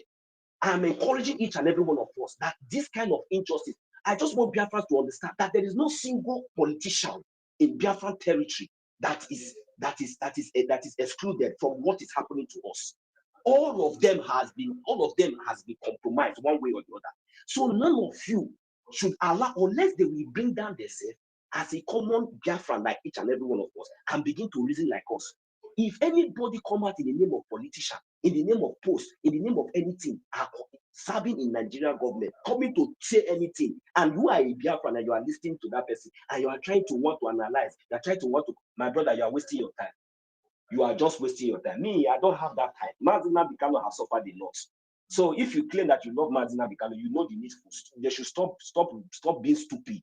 They know the meaning of Biafran government in Ezra. The activities of Biafran government in Ezra is out there. Biafran Liberation Army, they know that these men are volunteers, great men and women who are defending our land. As a Biafran, you are saying, God punish all of you. You are speaking for which Igbo? We are Biafrans. If you don't speak anything again, we do not want any of you to speak. Action, that is what we want. You can donate anonymously. You can give us those millions. May God punish all of you there. You want to be driving on Jeep, wearing a shagu, parading yourself up and down, and you want to come out on television and be talking nonsense. You think that this time around is time for us to be listening to nonsense? I'm telling Biafrans, if we know what is good for us, we should be doing the needful. We should just be doing it. Avoid all this nonsense. If you come, if you see, if you want to listen, you listen. If you don't want to listen, you pass. The most important thing is that we should continue doing the needful so that at least we should start hearing news from the Biafran Liberation Army, how the Biafran Liberation Army is evicting and dealing with these evil people in our land. That is the point. That is the message, and that is what we're supposed to be doing now. How can we just keep quiet and allow all this process to be happening? How will they understand how will they understand the full message? If not for the activities of the lobbyists in the international community, do you think that these people will be talking, will be pardoned, will be released, will do this, will do that? They are just trying to buy time. They will go to appeal. They will not put it next year, next 2 years. Before you know it, no. So action need now. We need action now. All those nonsense, we do not need it. We need to stand in one place. It is Biafra we want. If Nigeria want to continue to exist or they want to do it, let them go with Nigeria. Allow us to go and release our leaders in all conditions. Final. Any other thing apart from that, we do not want. If they are doing anything because of their political interest or whatsoever, I bet each and every one of all these evil politicians in Biafra land, they will never, none of them will ever have peace in Biafra land, including them and their family. Anything that connects to them, we will never have peace. Because you see this nonsense, it must stop. I want to know how many these evil criminals, how many they are. Wherever they are, if anywhere you are, if you are a Biafra and you feel that you are not comfortable to be a Biafra, pack your things and leave Biafra land. Make God punish all of you. If you know that you want to become a Nigerian, you want to become a Fulani, pack your things and go and meet Fulani and continue to live with them. Useless people, foolish people everywhere. You think that what is happening to Mazina Bikano cannot happen to you? Who knows you? Who will talk for you tomorrow? I come out, I'm a Niger Delta, I'm a this one. You are all foolish, acting so cowardly. Foolish people without sense. Instead of you to support life, support freedom, support something that will give you peace. Since all these very stupid people and you are not doing anything. Support your own. Support somebody that have the same common interest with you. You will not support. Instead, you want to sit back and want to this one, and this one, and you have this one. You people are all foolish. Look around you and see how stupid and how stinking you are. You are not even ashamed at this time. Then we are fighting for our freedom. You have seen the evil and you have seen the evil and the injustice. You have seen that Nigeria is a shit hole, and you still want to remain there. It will never happen. We are going to fight. We are going to defend the land. And at the end of the day, those of you that have refused, that want to follow the corpse to the grave, we will help you by that time to follow the corpse to the grave. Then you will now know. You all will suffer, and you will reap whatever you sow. It is not joke. We are not joking. Biafra must be recognized. And when Biafra is being recognized, everybody must pay for whatsoever you sow. That is the point. Because you cannot sit back now and be gossiping and be talking nonsense. Tomorrow you will see that's your brother and sisters. They will be enjoying under Biafra. You will see how Biafra land will be. Then you yourself will regret it for the rest of your life. Even your generation, your children. Since you people are enjoying, you are enjoying living on top of shit hole, enjoying living on top of dirty water. You are enjoying because you go to UK. You go to Lagos, you go to them once in a while, you visit your dirty village. When you visit your dirty village, you are not even ashamed. You see how your people are so tattered. You see how your people are suffering. You see how old women are carrying blocks, molding blocks, building houses. You are not even ashamed. Then tomorrow you come out, I'm a wadi man, I be this one, you are a fool, big fool, all the way. Now, foolish people. My brother, good morning. I beg, not let me go. Not let me go not war because this is the way they talk. Now my liver they touch like this because now so my people now exactly the way my people be now you just describe it because you know they provoke something in me as they talk right now. But carry on, Sha. My brother Rage, you see, Welcome, you see welcome, this thing. Rage. Welcome, Ihechi. Go ahead, Nonso. You see this thing. Yes, my brothers and sisters on a good morning. You see this thing where they happen. The thing they surprise me. I don't understand. What will they fight for? What will they talk? See what they do? See what they happen to Mazi Nabikano? Me, and they talk this thing since when they kidnapped this man. How everybody will just keep quiet? They didn't say maybe that joke. Somebody where they kidnap, they say that they can't go court. They can't do this one, they do that one. And already before they kidnap this man already set up some kind of structure. Even though say we don't see the sabotage, somebody come to restore that structure. Instead of us to use our wisdom, our brain, right from beginning, right from time, follow that structure, follow that things, follow those information, support our own. Nonso. Whether you be Godomi Godo, whether you be so, whether you be anything, instead of us to follow this channel, by now we don't get what we want. What you wanna define on that? Nonso, can you hear me? What in Nigeria want to do for now? Yes, I'm hearing you. You know, say our people know they run for rain. When the rain never starts, now when it done the fall, now they look for where to hide themselves or where to carry umbrella and cover themselves. I want you to know, I want our listeners to know that Mazi Nnamdi Kanu foresaw all these things that is happening. You have a very valid point. My brother, hold your thoughts there so that we can hear from Ike Chukwu as well as Rage. Because if they say me they live Nonso go fit talk from here to reach Nigeria, reach the zoo. So my Now, brother, hold your thoughts. Okwe, the pirate. There's no Welcome, problem. Ike Chukwu. I welcome the rest of Yes. my brothers on the studio so they can have the mic as well so that we have a very a fruitful conversation this morning. Thank you. Thank you so much, my wonderful brother Nonso, one of the hardcore in this movement. Rage and Fury, Ndewo Chineke, I welcome you as well. Thank you for joining me. It's one of the hardcore from the coastal region of Biafra as well. God bless you. Ndewo Chineke, and I welcome you, Ikechukwu. Ikechukwu have left. Rage, you have the mic. Go ahead and say hello to Biafrans and lovers of freedom. All right, thank you very much, my beloved brother David Unana. Our brother Ikechukwu, please try to come back. You understand? I know, say, the network always kick us out. You understand? Especially when you are speaking from the homeland. Yeah. Greetings to you, great Biafrans all over the world. My honorable comrades, Nonso, thank you very much. I mean, when you were speaking, I was actually boiling. You understand? And but. What can we do? But we are going to overcome at the end of the day. Thank you very much, the questionnaire, Mazi David Nana, for the great work you are doing for your people, for the freedom of your people. You are simply doing the work of God. Thank you to, you're welcome. Thank you to all the media personnel, Betty Ford, Okute TV, Biafra Washman, Nelly's, Obi Chicago, Unioma Aloma, and as many the Biafra Oracle, and as many that are preaching this gospel of freedom to the world. I really want to say a very big thank you. Special thanks goes to all our leaders from time immemorial, from Dim Odime Bojuku, the People's General Philip Effiong, the first president, the heroes that fell just to preserve that which we most value. May their memories be a blessing to us, even as we march towards our freedom in this present age. Greetings to our father, Rafa Wazirike, for the part he played as well.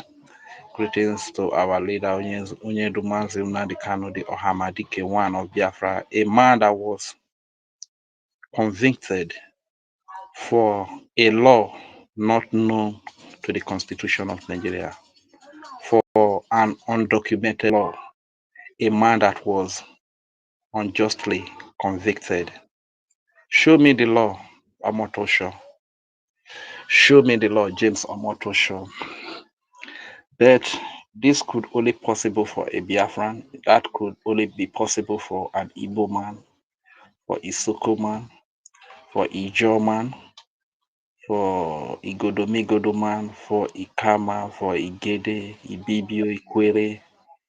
Man, this injustice can only happen to us, you understand? This is why our unity is most needed at this point in time. Because indeed, they that are out to kill all of us, they are very united, from the Yoruba speaking side to the Hausa, to the Fulani, even to the Middle Belt. From Britain, it doesn't matter the color of their skin, the language they speak, they are united to see that they kill all of us. And they know what they are doing. What about us that they want to kill, or what about us they want to exterminate from the surface of the earth? What about us they have decided to carry out genocide against?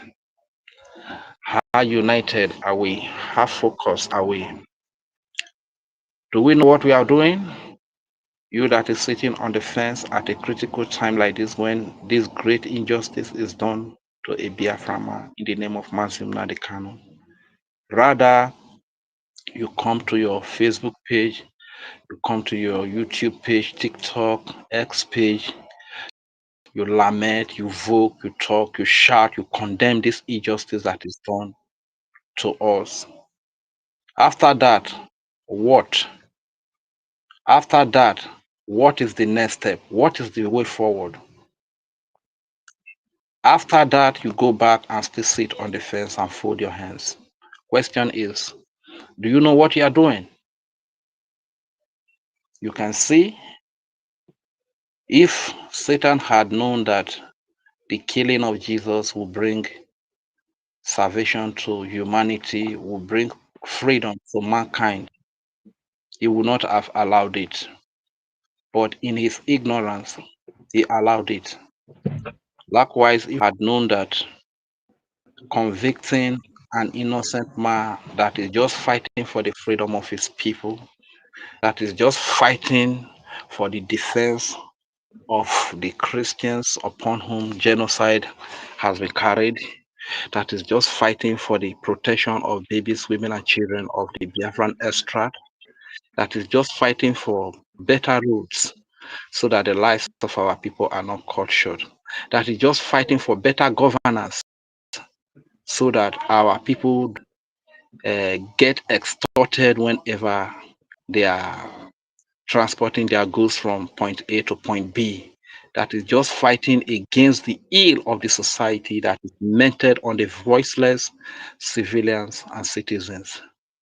But this man is unjustly locked up and convicted, sentenced for life for a non-known law to the Constitution of Nigeria. Show me the law, I'm not so sure. If this evil is done against us, and you are still separating yourself in the name of I am Igbo speaking Biafra, I am a Niger Delta speaking Biafra, I am Godomiga. Time we came together, we unite and do what is needful. And the needful is to put our resources together and fight our way out of this foreign entity called Nigeria, and fight our way out of this foreign umbrella. So the only thing that gives access to this Fulani Islamic terrorist jihadists to carry out genocide against you, to slaughter your babies, women, and children, to commit all manner of evil, is that foreign umbrella called Nigeria.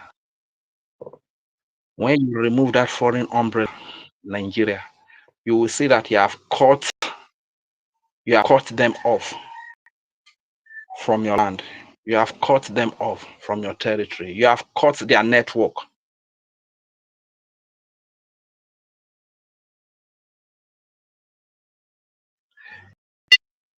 This is because you can see. Oh, I think I had a call coming. Can you still hear me, Mazu? Yes. Can you hear me? Okay, thank you. This is why you see independent nations like Ghana, South Africa. These people cannot just say because they are Islamic people, they are Fulani people, we just troop into Ghana, begin to.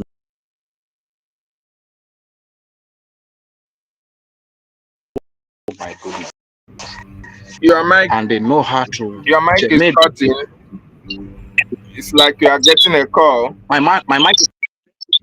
Yes, I'm being disturbed by a call. That's why. Can I be heard now? Okay, I just Yes. can. go I ahead can. so that Rasta can. Yeah. So what really gives them that license? What gave them the access to your land to commit all these crimes, this genocide, this terrorism, is because of that foreign umbrella, Nigeria. So no matter where you are from, especially those of us that our mothers tied to peace wrapper, the primary focus should be how to remove this foreign umbrella.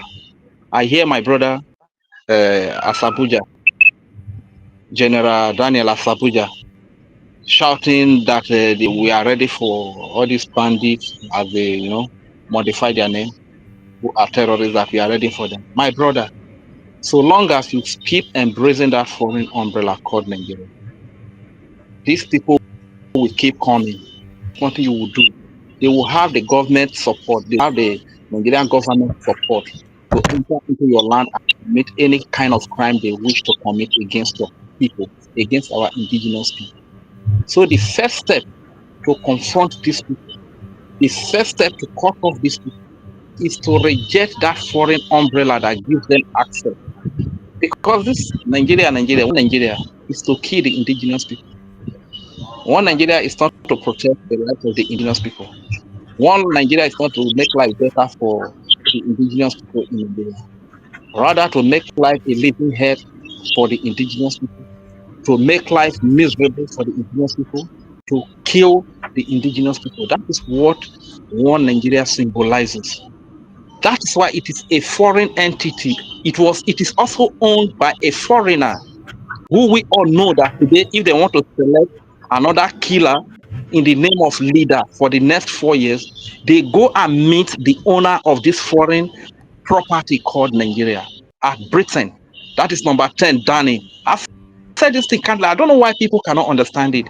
Which of the nations that will conduct a election, they want to vote a new president or a new leader, and they will go to Britain to go and seek permission to select the next killer that will be there for the next 4 years, that is going to use hunger to kill the people, that is going to use the military to kill the people when they protest, that is going to use the police to kill the people when they protest, that is going to use all manner of terrorists in the name of security agent to kill the people when the people try to express their grievances, try to express their inconvenience, the level of hunger that is beating them, the level of suffering they are facing, the unfriendly policies that are made by these terrorists who happen to be the managers of this foreign entity owned by a foreigner. Don't also forget that most of the managers of this foreign property called Nigeria are also foreigners. This is why you see the likes of Shetiman and the rest of them. Majority of them, they are foreigners. A few of the indigenous people that are working with them as hirelings. And these people, they are not working. The indigenous people that are working as hirelings are some of the few politicians, and actually they are not working for your good. You work for the benefit, for the interest of the person that hires you. Am I correct? You work for the interest of that person. You work for the benefit of that person. Of You course. work for her, the person okay, fine. You work for her, that person that hires you will make profit. So it is the it is the owner, the foreigner who is the owner of this foreign property called Nigeria that hires this indigenous that you see in the name of governors, senators, politicians, local government chairman and councillor today. So this is why they cannot work for your interest. They cannot work to put good roads. They cannot work to put 24-hour, 24/7 electricity. They cannot work to put the good medical system in place, to put the good schools in place that are accessible to everybody. They cannot do that. They cannot work to put security, to secure your life. They cannot work to bring better life, to bring greener pasture to your land because they are not working. You are not the one that hired them in the first place. A new, Rich. my brother, you're saying something? Can you hear me? Can you hear You want me? to say something or shall I go ahead? I can hear you very well. Can you hear Yes, I can me? hear you, sir. If they leave you, you are I going to can hear talk. you. Even the I can one hear where you. Rash, even the one where Rash Anya go talk, you will talk and join them. Rash, there you go. Go ahead. Abeg, make you leverage, rage, go on, let it flow. No problem. Go ahead.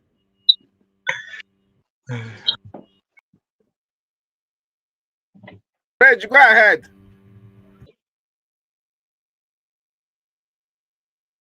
Uh-oh. Rich, can you hear me? Go ahead, unmute yourself.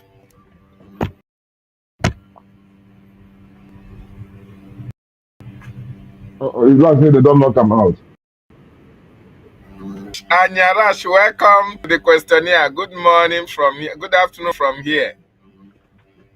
Okay, Reg is Greetings, back. Mr. Questionnaire. Okay, let him go on. The network is terrible. The network is terrible. Yeah, I'm so sorry, please. Let me just do it sharply so that I can give the mic Okay, to our go ahead. Rastaman. You are welcome. I cite you, sir. Thank you very much for the great work. Salute, rage. I thank you for Salute, your my brother. and your steadfastness. I am glad that you were not blown away by this wind. You understand? Thank you so much for being here for your people. I thank you too. I thank you too, my brother. I Talk to thank your you. brother. Talk to your brother, our brother, Vicon. Both of you made history during the redeclaration. Talk to your brother, Vicon. Vicon is the long we heard from him. They should not be hiding, you understand? The truth is open everywhere. They should all come I out. think Vicon is on. I think he's on board. He's not gone. He's not astray. He's not straying. Okay. Yeah, I think he's intact. Glory be to God. Glory be. Because the history he made will not be forgotten that when we declare our freedom, it was the DJ. The history, Yeah. I will not want anything to mess with, you understand? In generations to come, that will be remembered. Last time you will be remembered for the part you played as well, you understand? So I'm really happy that all of you are still intact and we are still consistent.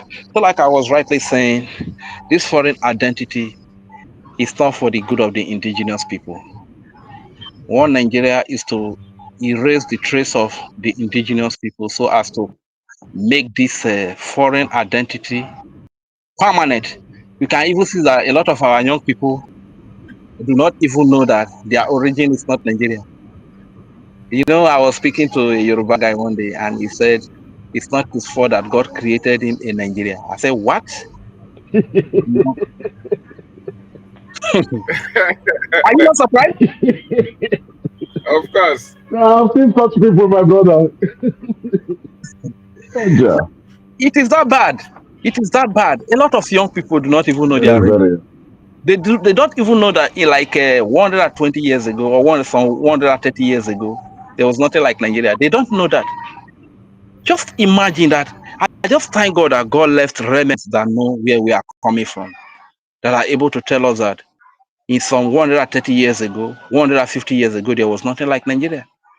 So the question is, we still have people that are as old as 130 years old today, that are as old as 150 years old today in Biafra land, in Oduduwa land, in Hausa land. So people that are as old as that, are you telling me that at that time they did not have identity? Because then there was nothing called Nigeria. Are you telling me that they did not have identity? The identity that those people had in 130 years ago, 150 years ago, that is our real identity. What they give to us as Nigeria today is a foreign identity that on us, on our land.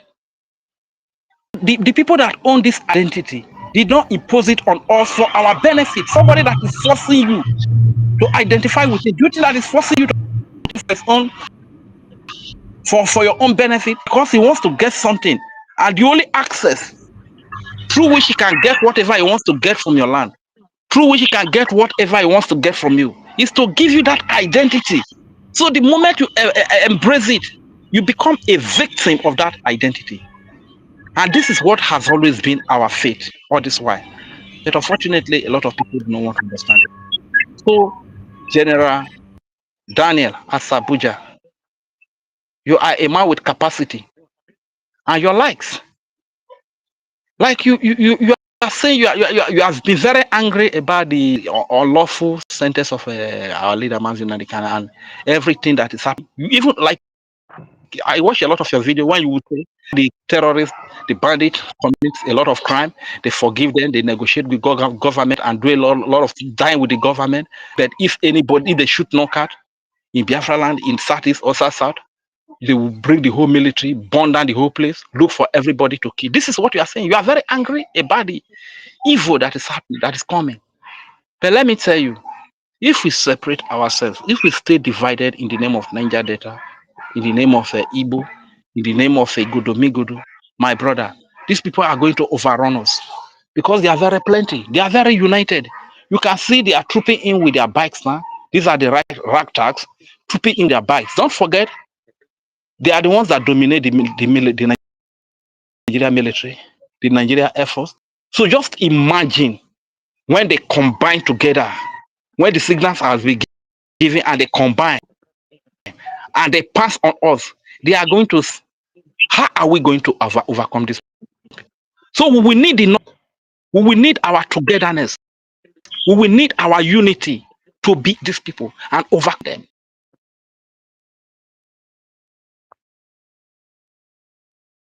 Please, guys, link up with your brothers. Enough of the division that these people put amongst us so as to conquer us. Enough of the division. Link up so that let's do the needful. The needful. Let's defend our land. Let's get our independence and leave these people. Otherwise, they will kill us all. Once again, I really want to say a very big thank you, my dear brother David Unana, for this opportunity that you have given to me. And before I yield the mic, as my custom is, I will still say, "Oh no, memle rone nuwe wo wo. Oh no, memle rone nuwe. Oh no, memle rone nuwe wo wo. Usi wo mufo mawe Biafra wo kakbo. Asabuja mone nuwe wo. Mazi tampolo mone. Ikwori soko mone nuwe wo. Usi wo mufo mawe Biafra wo kakbo. Amone nuwe wo. David Unana mone nuwe wo. Mazi noso mone nuwe wo. Usi wo mufo mawe Biafra wo kakbo. Ikwore Biafra we nuwe wo. Igodo mone nuwe wo. Ikwori bo mone nuwe wo. Usi wo Thank mufo you. mawe for you. Thank you very much. I hear the mic here. Beautiful. Thank you, Ray.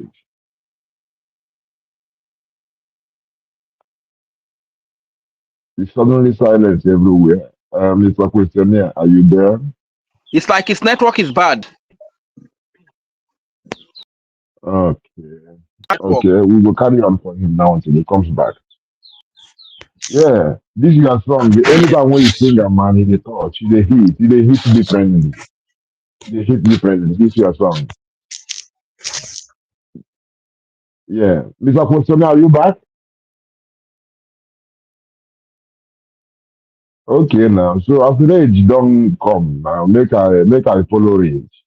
Make I talk Omoto Shaw, James Omoto Shaw. We know say you are the one where accepted the deal to do this what you did. The one before you said you will not take it because anything against Nnamdi Kanu doesn't make sense because he had no case. So and they convinced you to take it. Now, wow, I don't know. the network is very bad. Can I see that the network hits you too. Hear me, Rasta? I can hear you now. Although it's like it's gone again. It breaks. It breaks.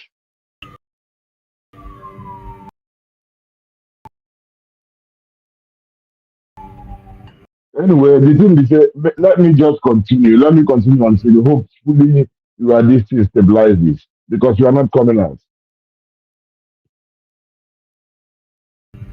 A motor show the meaning of a motor show Rasta, means can you hear me, please? Thank it's you. breaking. It's breaking.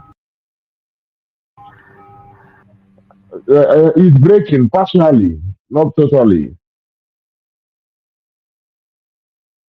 Now I don't hear anything now. Nothing is coming out. Nothing, nothing. I think I am coming out. You know, the thing is that let me talk, and I hope that your network stabilizes soon. And so, a motor show should mean I just checked the meaning of a motor show. Omo is a child, and torture should mean prosperous. You know, something like this. You know, so I'm just taking it to be very, very prosperous. Yes, blessed child, or prosperous child. This in the name is what Omotosho you contradict your name going against them because your offspring will never be prosperous nor be blessed because you have taken contract from those who want to annihilate your own offspring. You know, your children, your offspring, people whose agenda is to annihilate them. The name James is Christian name. So and these people from the Surah 929, chapter 929 of Quran, you say make they buy you and your generation. And these are the people you went and took contracts from to do unjust action against a just man. So Omotosho, I just want to remind you one thing. This is what one thing when I dropped one time when Mazin Simon Eba was online. So now I want to say it, and it comes with a little bit of melody. All right. It goes like this. MNK leads IPOB, leading us faithfully, faithfully. Eastern Governor, Karwati Jofo, you cannot win us for sure. Hey, kidnapping and abduction, extraordinary rendition, brings faster Biafra nation. I said, MNK leads IPOB, leading us faithfully, faithfully.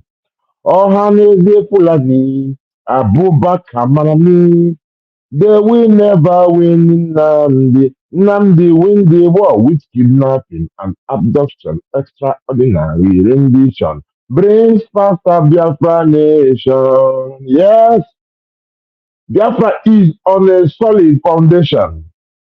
We don't need jihadist validation. Their justice is our education. Love's light, our communication. I saw Finland Convention, Biafra Declaration. Wicked enemies feel the fire of the dragon. Ekpa Njoku Simon, PM. Most High Jah blessed us with right mindset. People in our cabinet, while the sabos are in jihadist nets. But I will remind you again that MNK leads IPOB, leading us faithfully, faithfully. I said that MNK lead. I don't know if are we still alive? Are we still live? Oh my God! I don't know if this like if the network kicked my brother out completely.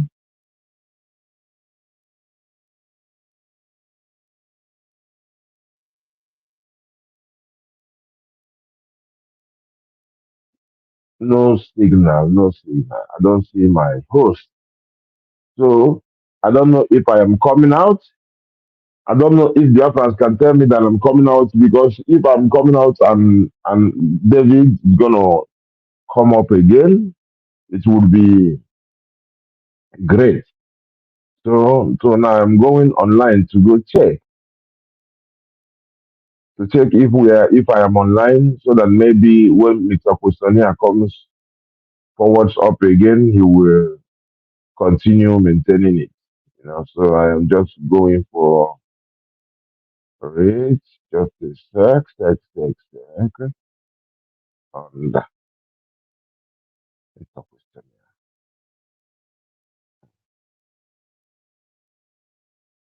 Mr. Kusania, where are you? Okay. Okay. I think yes, we are still live. So and I hope my brother comes back soon. So no one has the right to take Biafra's life. We are lovers of life. Our culture reveres life. Slanderers, you cannot buy my freedom. Why do you call terrorism unification? As you come, that's so we come to counteract you. The devil send you come, but just send us come. Even our animals, them will increase self-defense. Even our animals. You see, Christmas they come, them go run jump defense, weaponize themselves and wait for you in self-defense, much less human beings, you know, sitting on defense. What a human being is sitting on defense when he's supposed to be doing the right thing.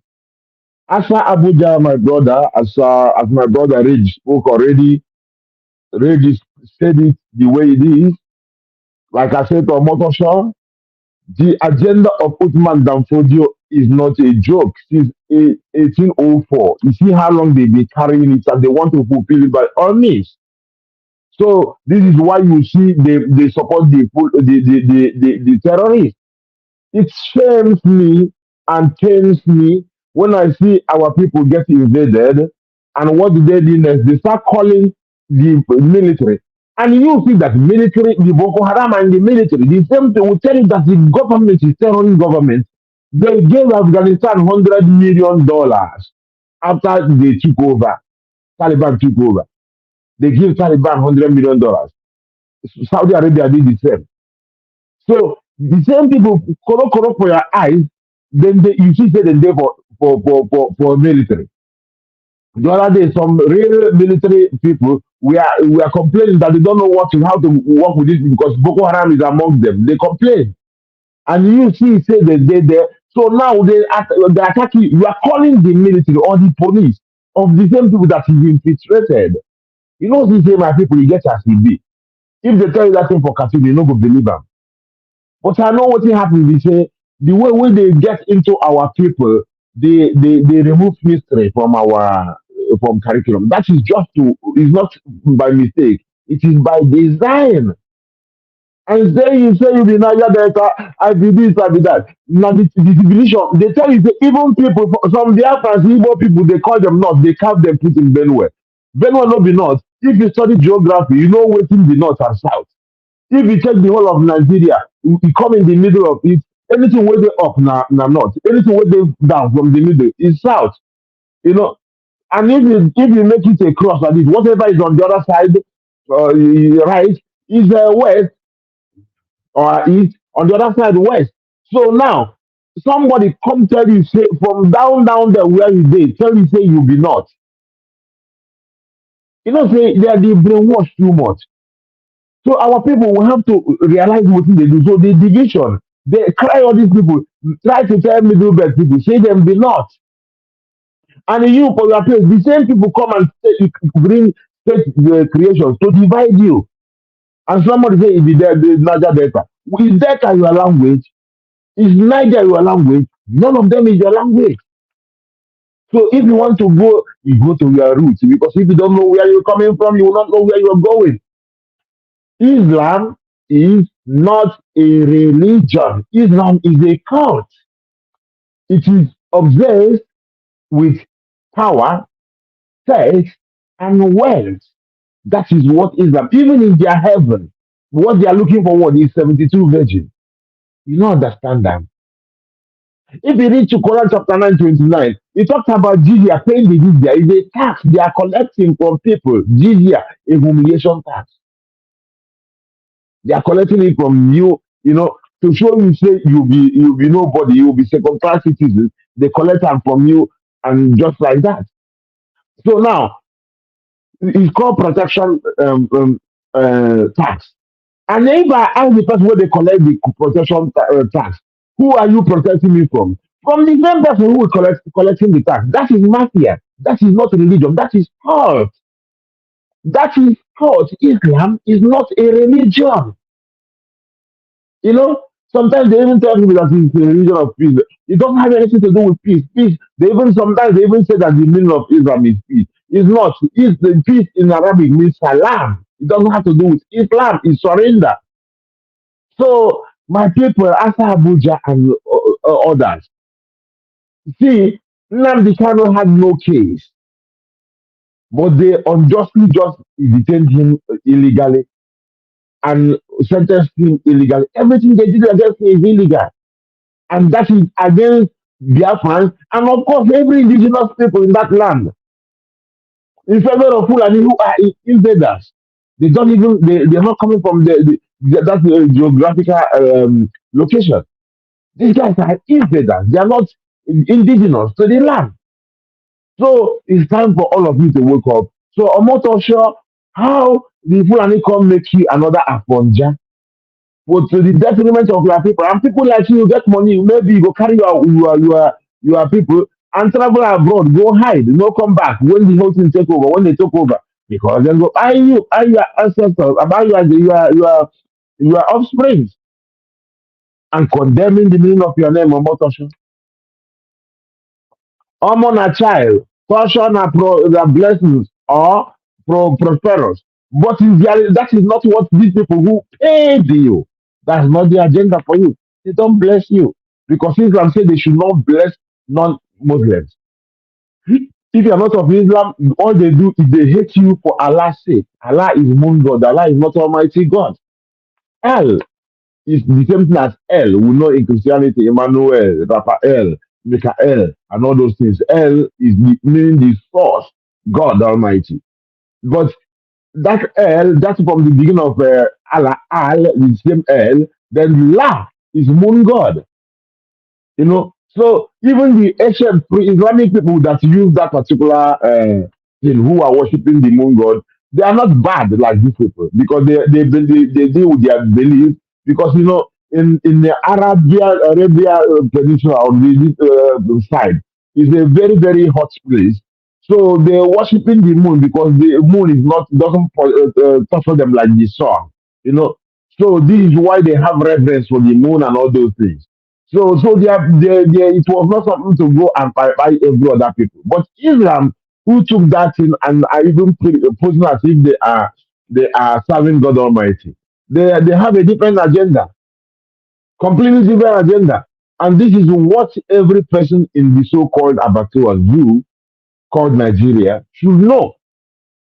So my brother Ray put it to Asa Abuja very, very well. Asa Abuja, get yourself also, get yourself well educated in this aspect of who Islam is and what is happening. It is, they call it Antifa. That is world domination. They want to dominate the world. Just do a little bit of research about it. You will see it is everywhere. So, my brother, we are glad for your resilience for standing up for the truth. But nonetheless, please let it be channeled in a way that we don't want anything to go wrong. Because if you know it very well, you will protect yourself. Because there is a way you go, they will come after you too, of course. So, and we wish you the best. So, where was I with my team? I hope that Mr. Questioner comes back very soon. So I say that even our animals then go get ready for you. not to mention we be say with the we don't stand Gidigam. So from Biafra North to Biafra South, with that song of freedom, I open my mouth. From Biafra East to Biafra West, we are going for the best, better than the rest. Because an NK leads IPOB is leading us faithfully. I said, this and governors are need a job for. You cannot win us for sure, even with all your kidnapping and abduction, extraordinary rendition. Bring back a Biafra nation. Biafra government in exile, de facto government in homeland, doing the needful meant for humanity's sake. Protecting Biafrans from who wants to kill them. Biafra win the war. Iron for iron, machete for machete, AK for AK2, bullet for bullet. What do I say again? RPG for RPG, GPMG for GPMG, Rasta, respect I'm for back, I'm back, respect. I'm back. Welcome back, Mr. Questionnaire. I was Yeah, holding it up for you. my gadget was giving me seriously, since morning it had been disturbing me, but I'm back. Thank you so much for keeping the spirit. Go ahead, you are doing a Yes, great ma'am. job on my absence, sir. I really appreciate it, sir. Yeah. You know, it reached a moment I was no more sure when I didn't see. I was no more sure if the thing was still right. So I had to go on YouTube to Yes, find I out was that watching you. it's I still was watching running. you with my He was other watching me, handle. watching you. Yeah, and I sent a message that I'm coming. Okay, I didn't even check that. So my people, this is what we are doing. Imagine since 2012, 2015, Nnamdi Kanu went open explaining this thing. 2015 to 2025, that is 10 years. And everything where this man say, they come the past. This one not be prophecy. Him tell you say make you go study the antecedents of Islam. How they took over, where they called you, they're persecuting Christians. Now everybody talking about the persecution of Christians in Nigeria. Where they first called the followers of Yeshua Christians or Christianos was in Syria. Here now, anybody who is a Christian is hiding. Some of them are paying the jizya. They cannot worship freely. So, when you read the book of Ephesus, now it's Turkey. They took over it not by preaching or not by sword. Just like this, what they are doing here. That is what they did. By sword, even Saudi Arabia, they find all the Jews there. You know, because Muhammad commanded them to dispel all the Jews from Arabia Peninsula. This is what they've been doing. So the same thing they want to do at your place. So now they can study the he told you that he is a student of contemporary history. So is history, why they remove history from your education, is that you don't know where you are coming from. So for you to get what is happening, to know, understand Nnamdi Kanu, you have to check your history, then you check the history of Islam. Islam is spreading not by word, not by conviction. It is spreaded by buying people. If you don't take Islam, they will eye you.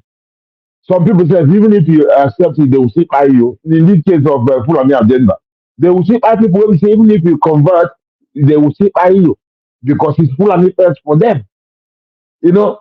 So when you go check all those things, see what in them they can talk, and you see they happen. And they tell you say, then when they come, then go rape your people, buy them, say, and the government will support them. The same thing they happen. The same government. This is why they hate him so much because he's exposing the truth. There is a popular saying nowadays that says that without lie, Islam dies. You know, even Shia Muslims say that Islam is that Takia is the shield of their faith. How could lying be shield of a faith? So my people, make una just good. Knowledge is key. Check it. Realize what is happening. Why Nnamdi Kanu is saying it and it's happening.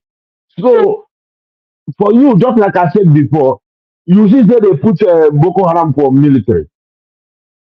And then some military come they complain, say they don't know how they go work with these people. Say that they among them. And some people, they Fulani attack you. You begin to call the same military.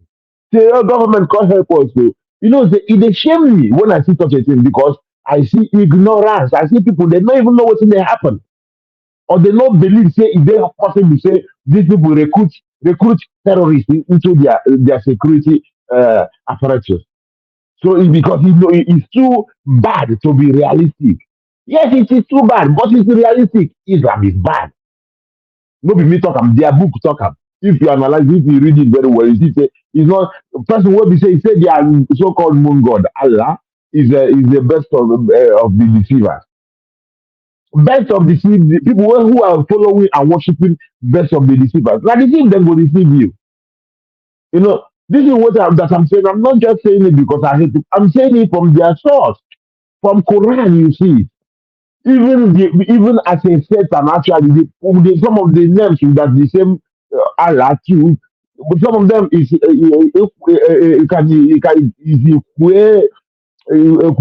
to you can equate it to devil, Satan. You know, so Omotosho, as I tell you, say you are torture, this you are blessing for the almost for your ancestors. Now, Fonja, you be the way they fire Fonja, that is your faith. Because you collected the money to do the biddings of those who want to buy your people and buy Biafrans. You think they're against Biafran, but you don't know against all indigenous people of that contraption. So, Afonja, are you ignorant of Afonja? How did Afonja end up? He went against his people and followed the invaders. And look at it now, Afonja, just like our own Equatus. I use the same breath now to call on real Yoruba people like Koiki and those who are working with Koiki. Do your thing. If you fall, rise again. Don't stay down. If anything happens, fall 7 times, you rise 7 times. Don't give up because we are quitting shouldn't be for the winners. Those who champions don't quit, you know, and we are champions, you know. So now Biafrans, everybody should know, say, now, people they talk about Ted Cruz, and all those things.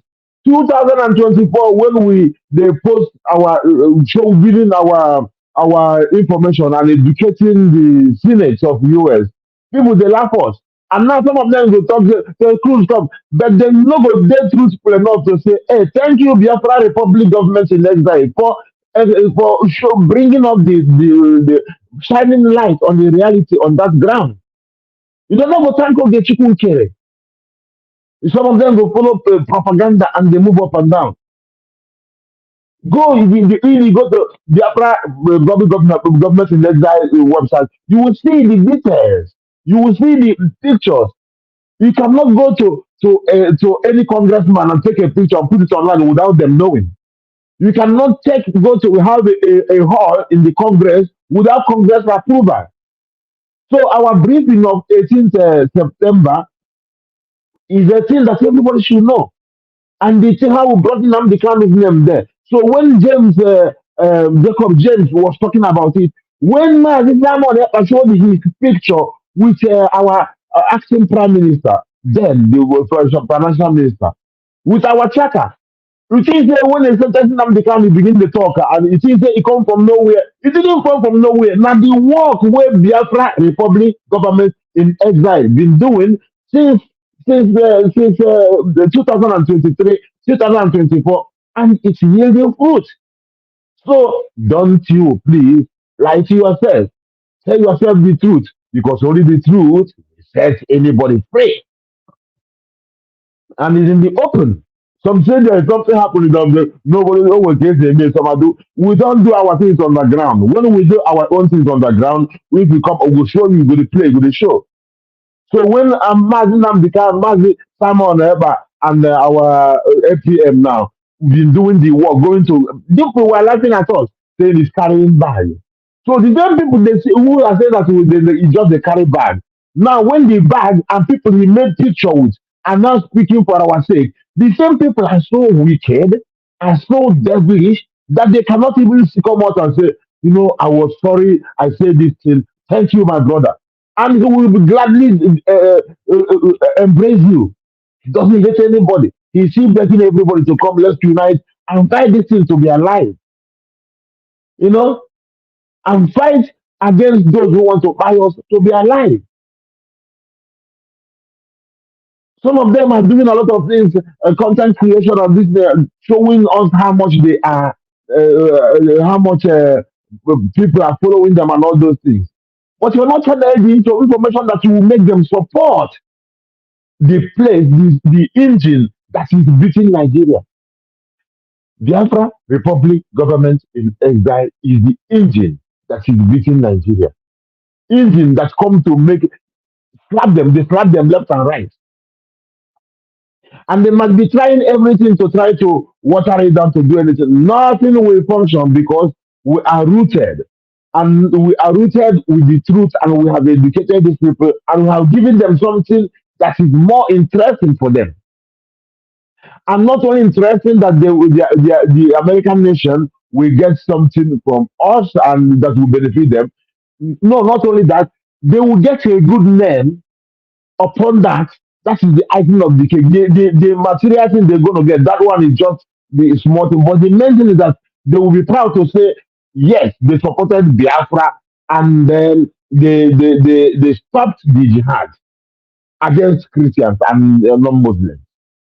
That is the level of the moral standard that America is getting with this connection and collaboration with Biafra. So everybody supposed to get themselves, knowledgeable about the real situation on ground. Know our government in exile. We have only one government, and Ogechukwu Nkere. You don't like him, you hate him with passion. Okay, I understand you hate him. People hate people. But is he lying to you? No. Does he have the Biafra's cause at heart? Yes. Has he been doing what he promised? Yeah. Is he working? He's working, spending, he's sacrificing for you. These are two things. I understand you hate him with passion. You don't want to see him. You don't like the way he speaks. I don't speak like him. I speak differently.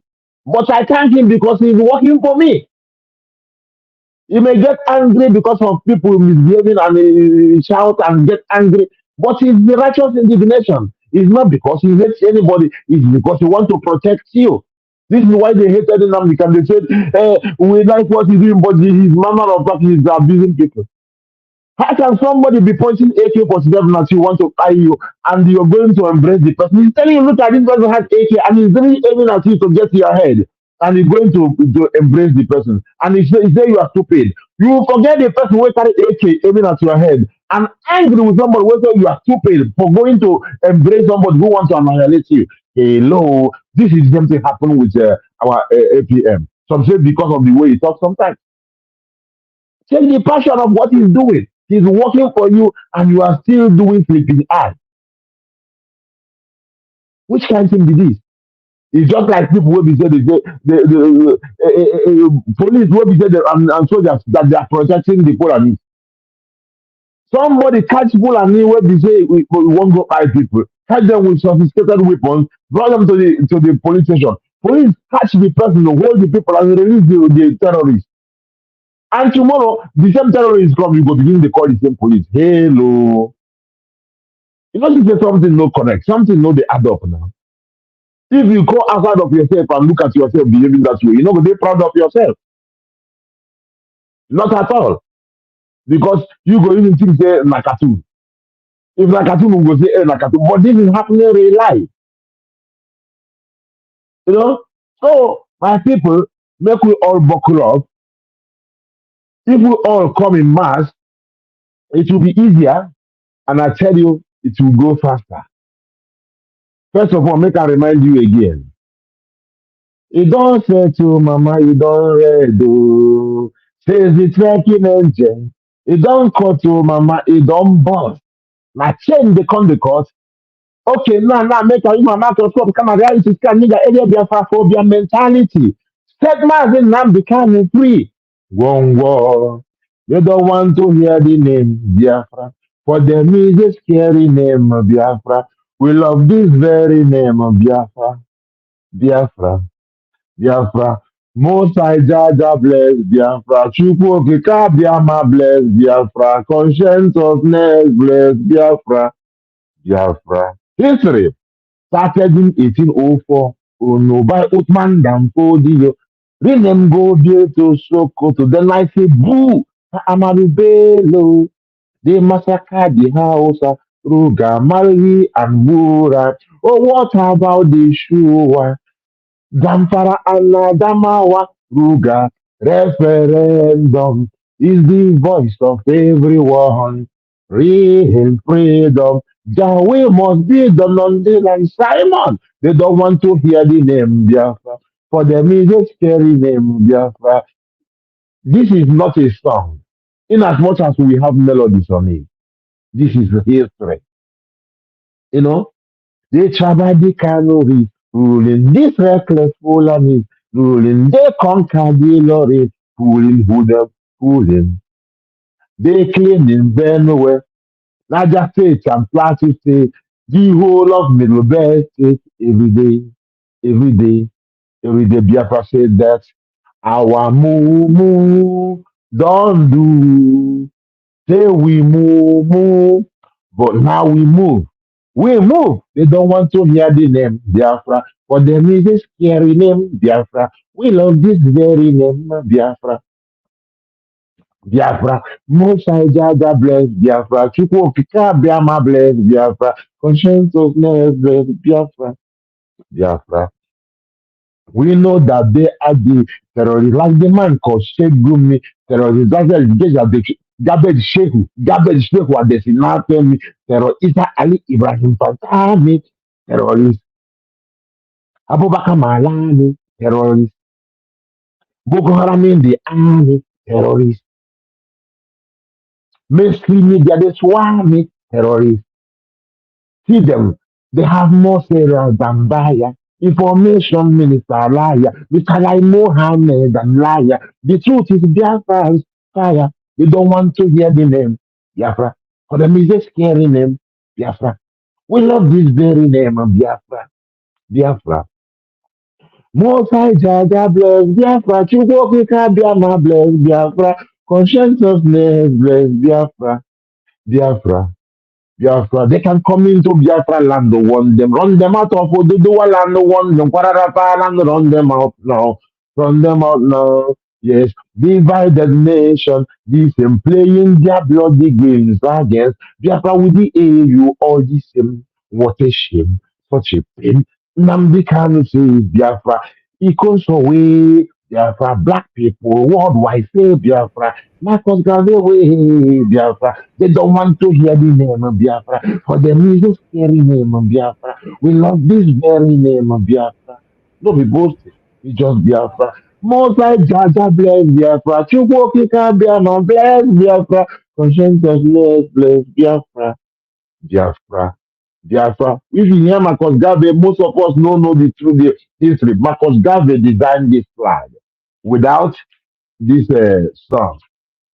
Rising sun. He said that time is coming when this red, black, and green will be raised in the birthplace of Africa. Marcus Garvey. This if it happen now, an African flag. This is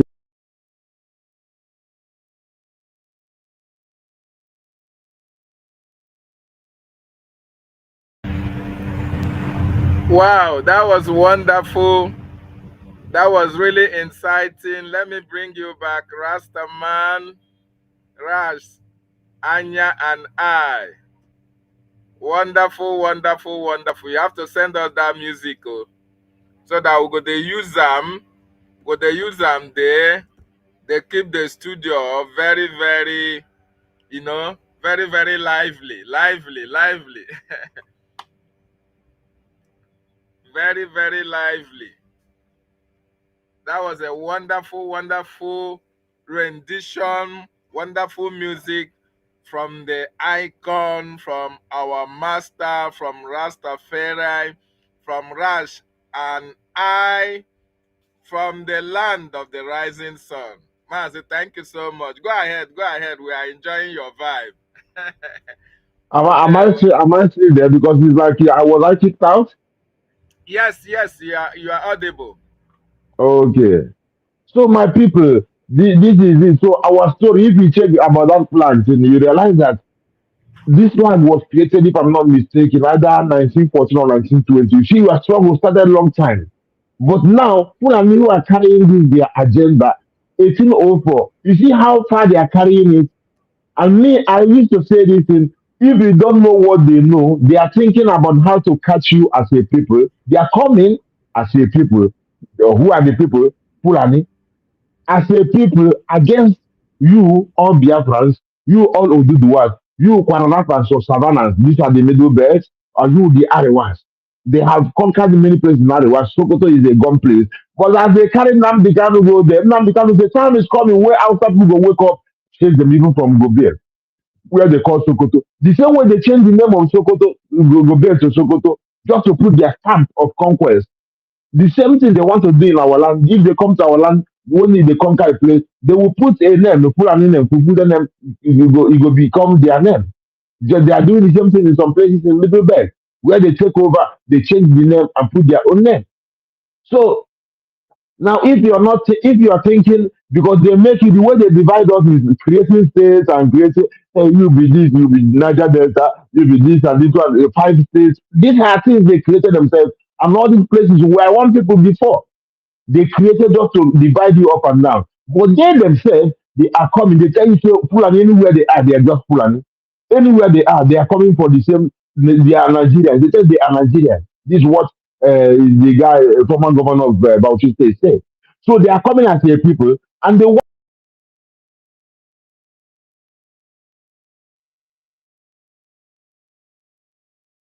you go, you cannot challenge them. You cannot challenge them. That means you will lose. This is a divide and conquer. Is there an old saying? They divide you to conquer you. So the more you are divided, the easier for them. They're going to discipline you. Imagine they are aiming at all of us to buy all of us, and you are there. Me, for example, with my brother, where they won't buy you, and they are there. And me and you know the brother. You be this one. You are not going to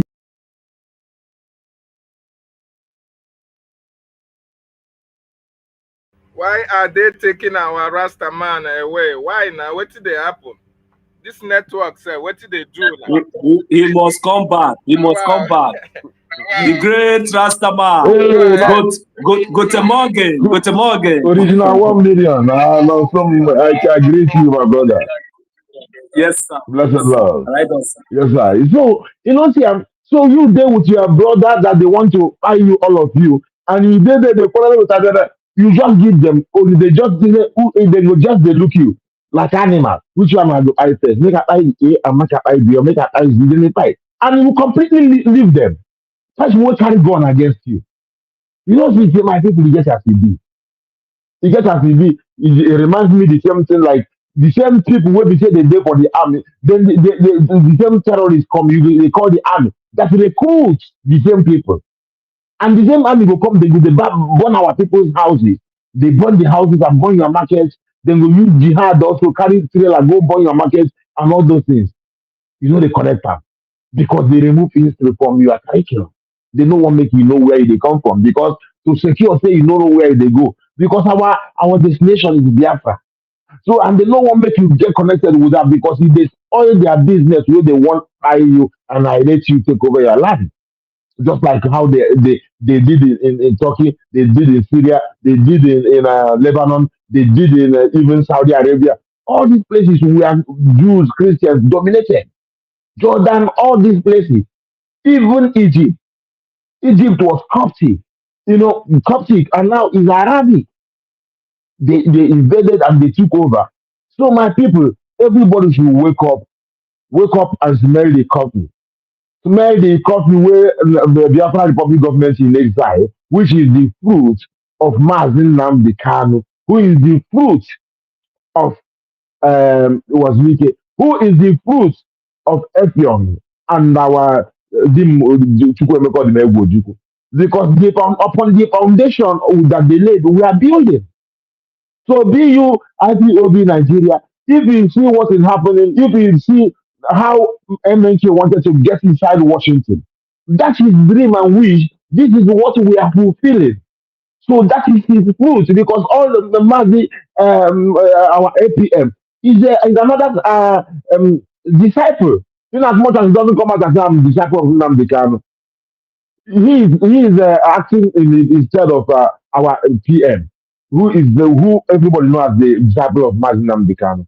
So if our people will say now the step where the enter of the make, now the baby enter of the make, ukwene na azo, can we na azo. So my people, BULPOP Nigeria, forget the confusion that is coming following the people where we say they tell you say go and ask the job for if some the governors told him that they are running up on Nnamdi Kanu and he kept quiet, you know. And after I told you that they collected lion share and you are still with them, they told you that Simon is a Nigerian agent. Simon is company in jail. And we even brought out his audio, leaked audio, where he said that Simon is a fool for standing for Biafra. So how would you say you have your common sense, you were chilling there? Now I saw a post that the Delilah Uchechi Kano is going to, I think, the gossip radio. That is not Radio Biafra that we know. You know, and this is somebody who was threatening Mazi Simon Eba, which Nigerian government, that Nigerian government will get to him.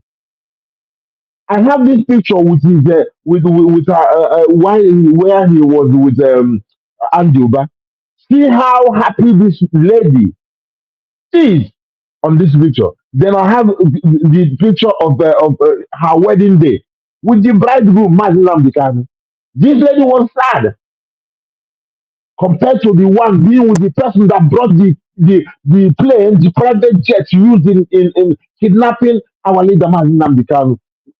She pretends to call her husband just to fool gullible Biafrans. And she's going there now to fool gullible Biafrans again. So I beg, all of you should use your head, come out of that thing and support people where be say the thing what they do, they play, they show. From Washington, D.C., see, I'm Ted Cruz, they come there, James Jacob, they come there, they have our charter, the Biafran charter for you. So let no one fool you. Make I read here, the talk no sweet pass for my mouth. No, so they here. And Mr. Questioner, they here. Yeah. Thank you very much. Thank you so much. Thank you so much, our own brother, our own Rasta, Rash Anya, from the land of the rising sun. We really appreciate you. Thank you so much for what you are doing for the Biafran people. Thank you for your commitment, your consistency, and the courage to stand very strong for the Biafran restoration up to this moment. I Dito, wanted the to same thing ask I'm you telling a you, my brother. question. I wanted to ask you a question based on the fact that you are one of those who made it happen in Lati, Finland in 2024. I wanted to ask you, are you happy? How are you seeing the work that you started? How are you seeing it come to fruition at this particular time? Go ahead, sir, My and bro, make your comment on that. the thing is like, there is when Mazi Salmon or Mazi Nnamdi Kanu, they tell you say they don't shift where they are is what they are. They don't change because of who they meet. Because the protocol is the protocol. The template is the template. Our enemy is our enemy. They want to buy us, they want to buy us.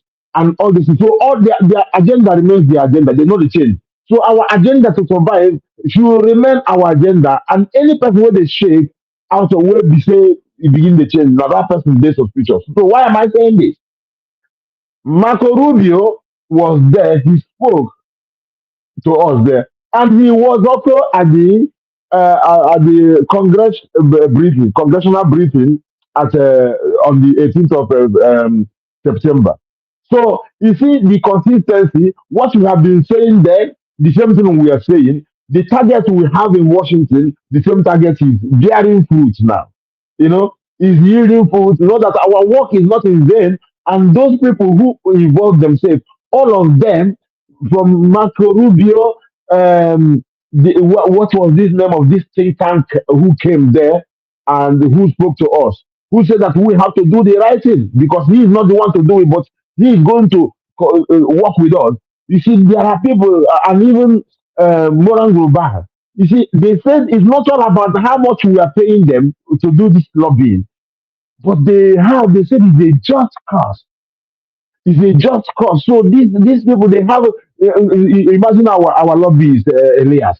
Elias, he said he is now working as a Biafran. He's not even, because he knows that our cause is the just cause, and he wants to have his name written as people who did this good job.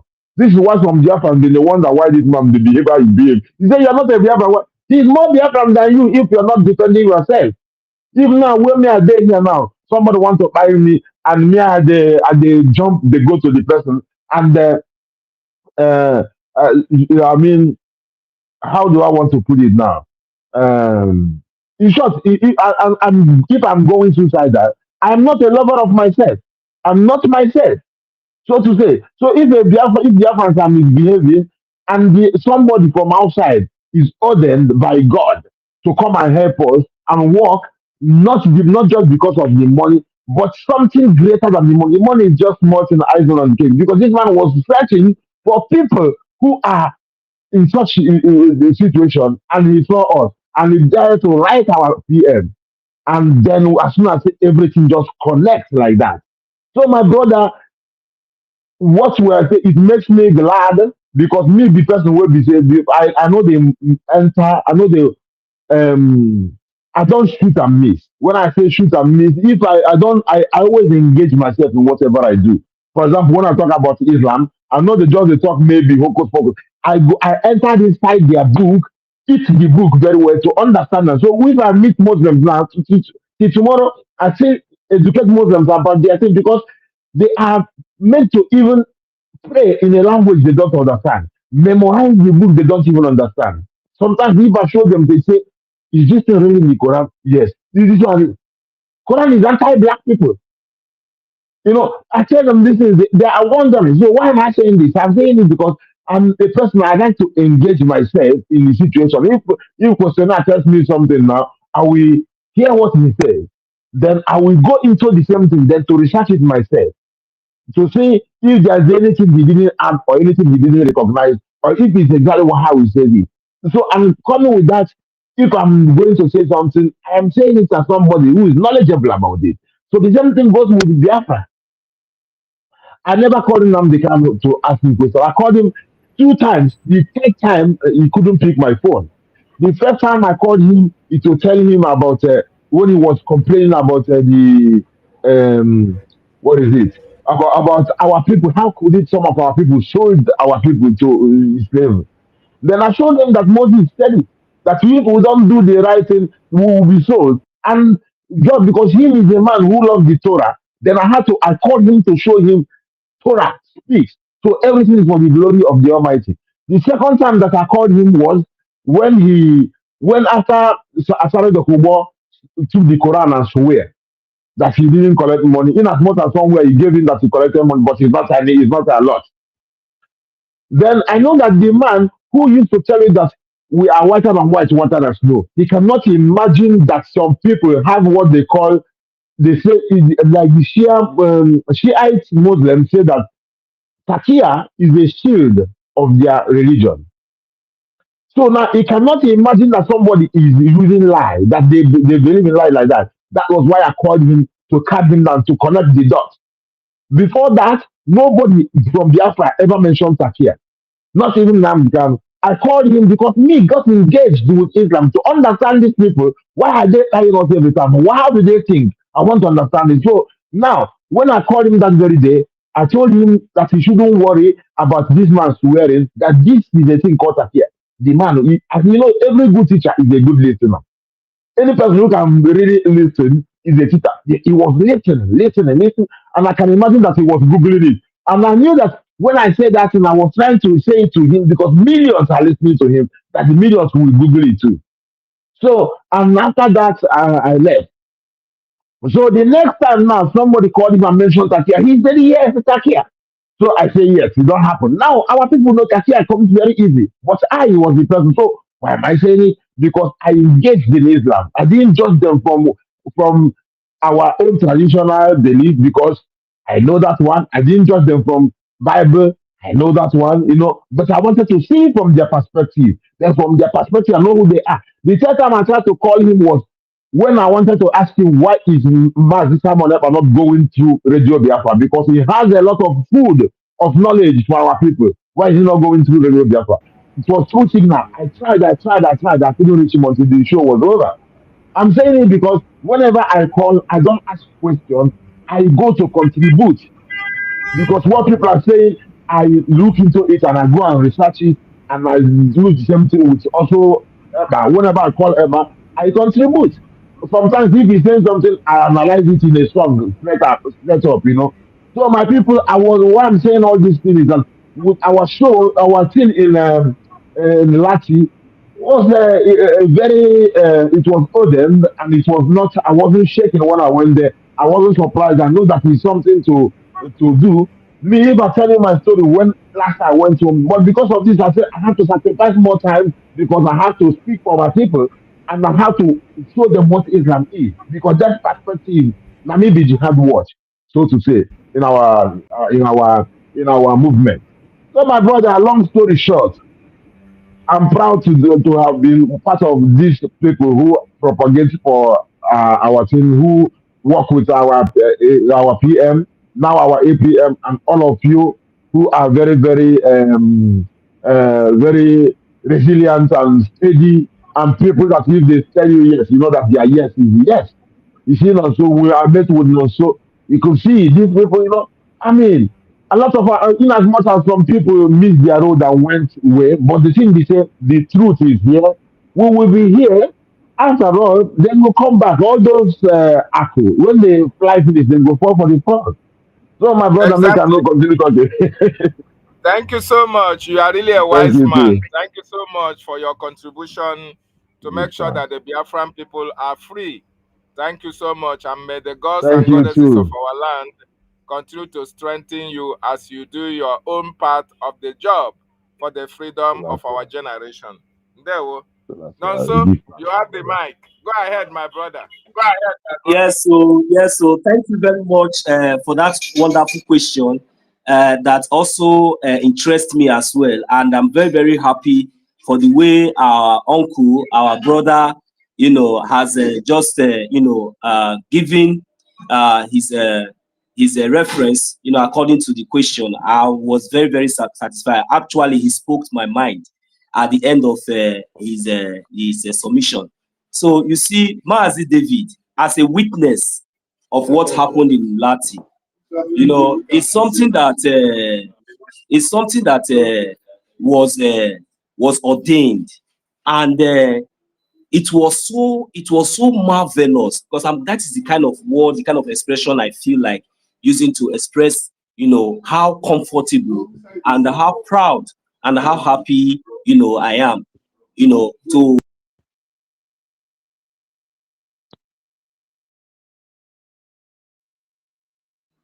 Yeah, I'm sorry, my brother, for that little distraction.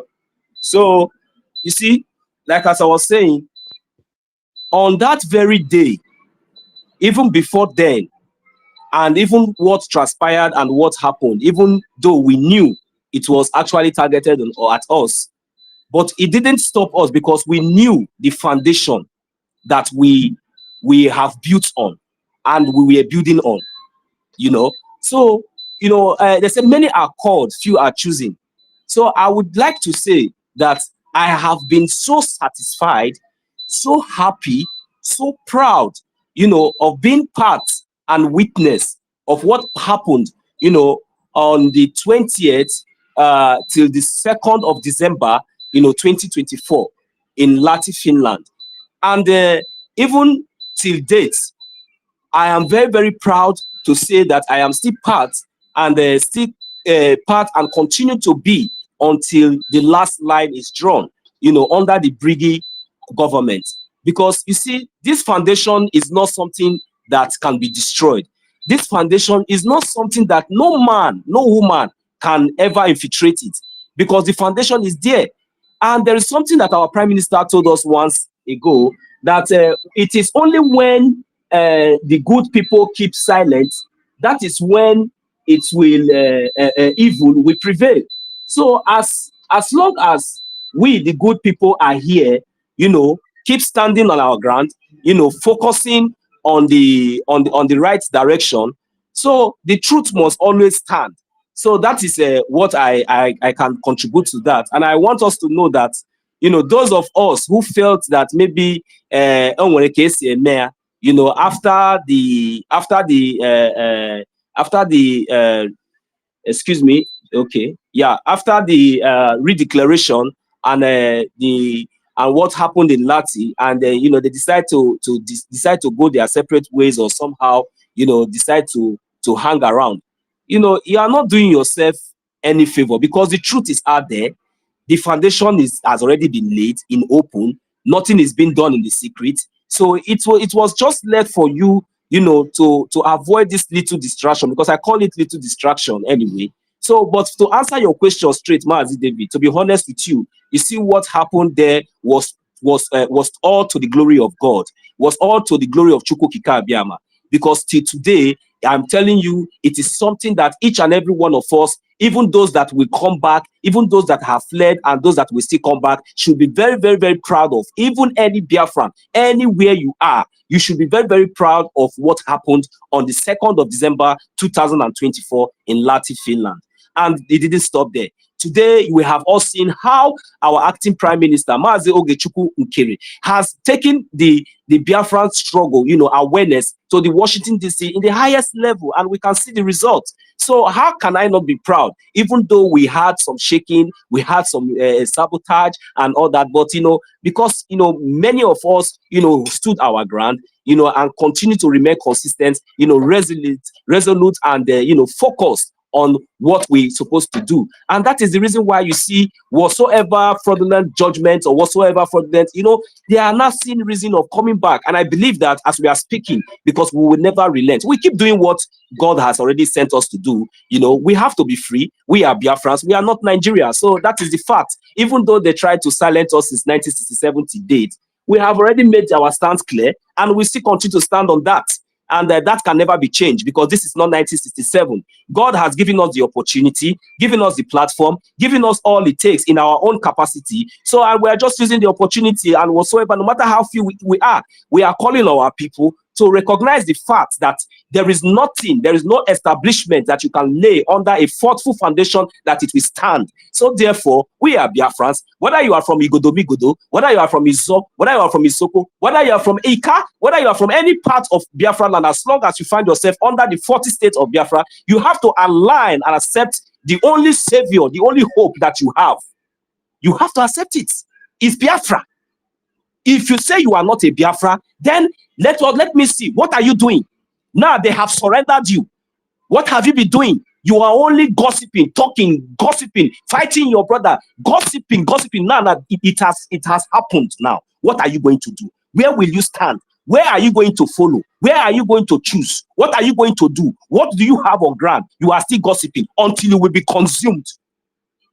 But let me tell you, none of you will be allowed, because our leader Mazi Nnamdi Kanu have said that even though it is only one man standing, that Biafra must be recognized.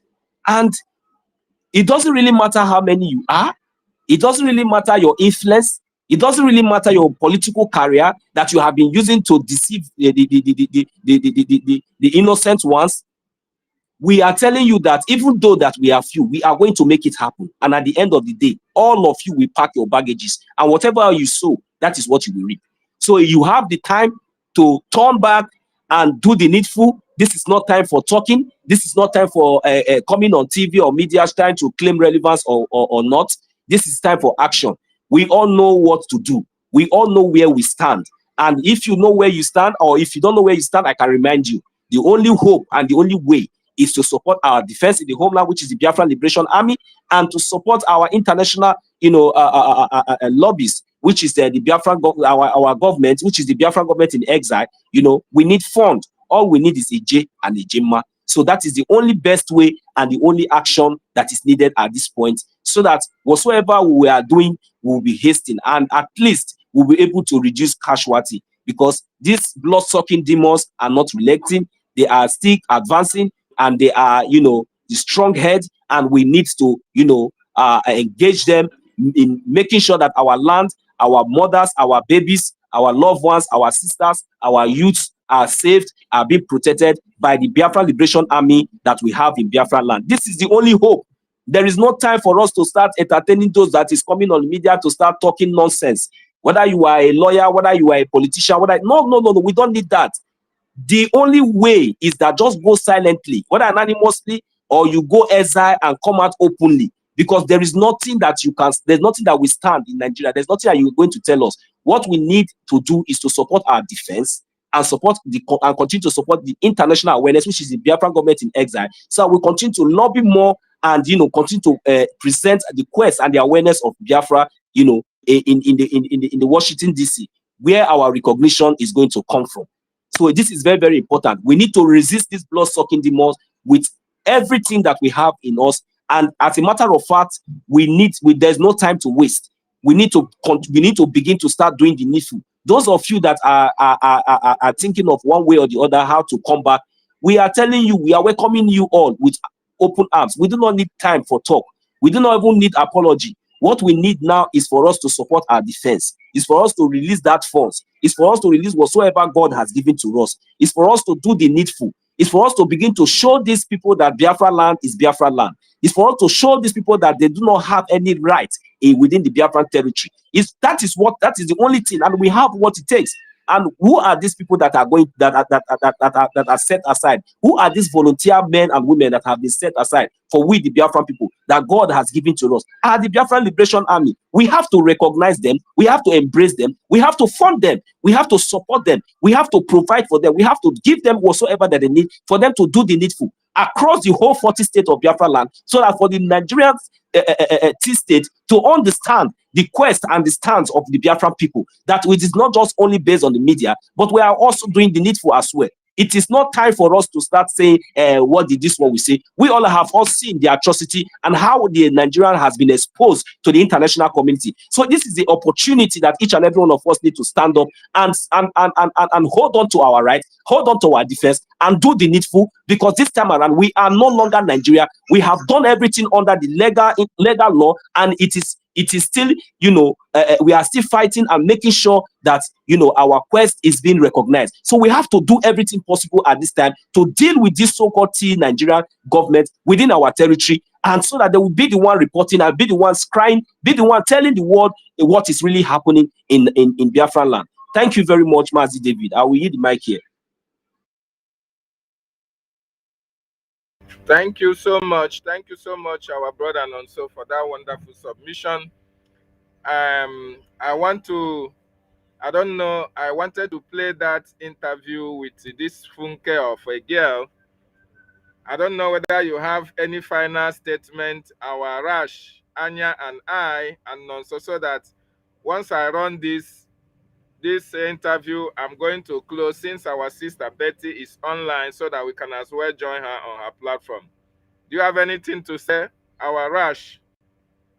Yes, Rash, they here. Am I coming out? Loud and clear. Okay. I mean, Ogonogoku, long talk no day for evening mass. As my brother also said it very well, keep any pride, throw it away. Now life will they preserve. Biafra means to be alive, because jihadis want to take our lives. So the man just talk something. He said we don't even want discourse. Just do the right thing. Even if you have been doing bad for all this long time misbehaving, just come and do the right thing. Preach, connect the people to support our defense and recognition, and we will sort out everything. We will appreciate your work. Please, everybody, please. This is why I even called on the IPOB Nigerians. Forget Uchechi, because if you think they are doing right, come and challenge any of us in a debate. Yeah, we'll show you how they are not for Biafra. They are there to sell you out. So come back home, please, my people. Biafra is our home. Come back home. No matter what you have done, let our good work, let your good work wipe away the anything that you might have done wrong. This is only what I want to say for now. Thank you very much, my brother. And keep it going on. Keep what you're doing. keep being steadfast in what you're doing. And the same thing goes to Nonso, Rage and Fury, and the rest of you. I love you all. Sometimes when I come to space and just listen to my people, the love, they touch me very well. When I listen to Nkiru, listen to Tutor, listen to Tortis, listen to the connection, the aim, this unity, there is nothing like that.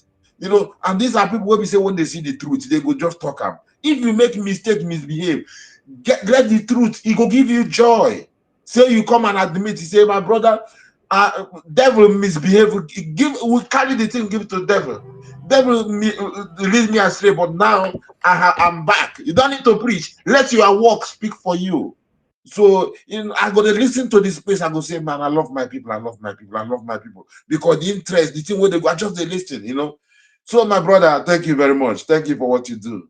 Blessed Lord.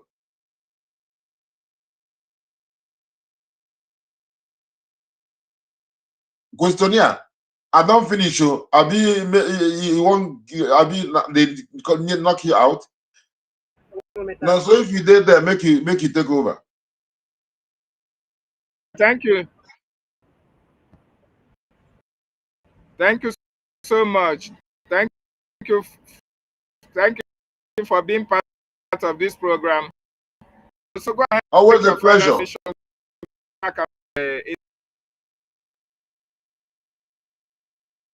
Make you rush them because your network don't they break again before your network will kick you out again, questionnaire. So no, so make you rush and make you do what you want to do.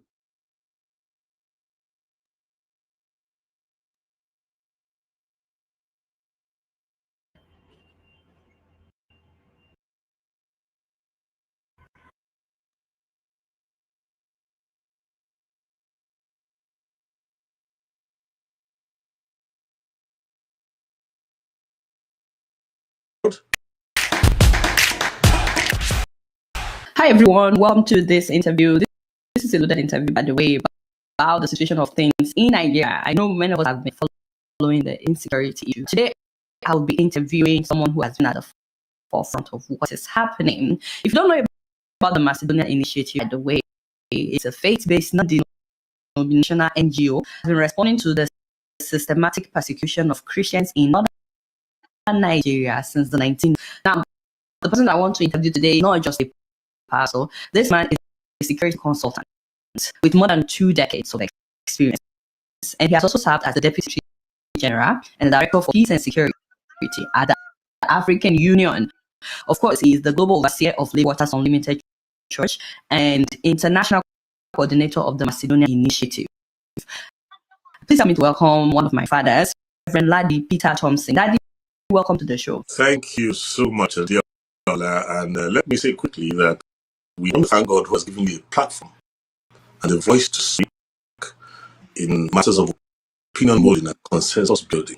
I think it's a lofty platform, and I pray you continue to use it well. Thank you. Thank you so much. First and foremost, a lot of people have been asking, what exactly are we dealing with? What's even going on? I want to speak without a shred of doubt right now that what Nigeria is dealing with, it is both an ancient and a modern problem. And it is bigger, including religion, but bigger than religion. This is not a Usman Danfo narrative.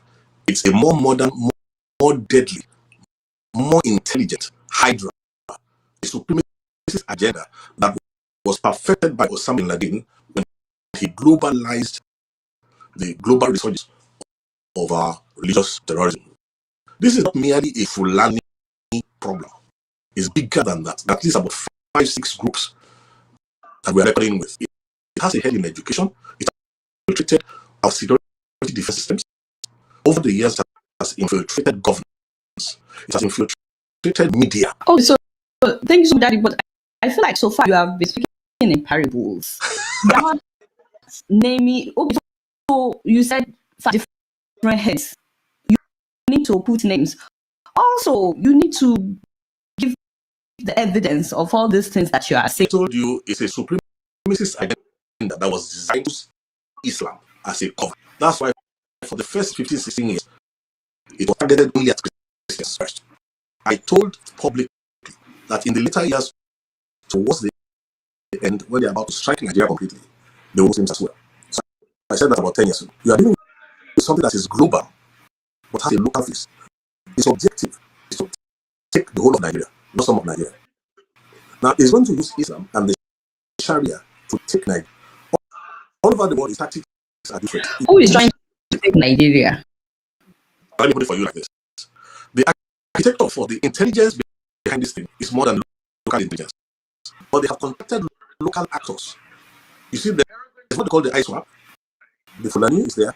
Then you have the Kanuri dominated Boko Haram.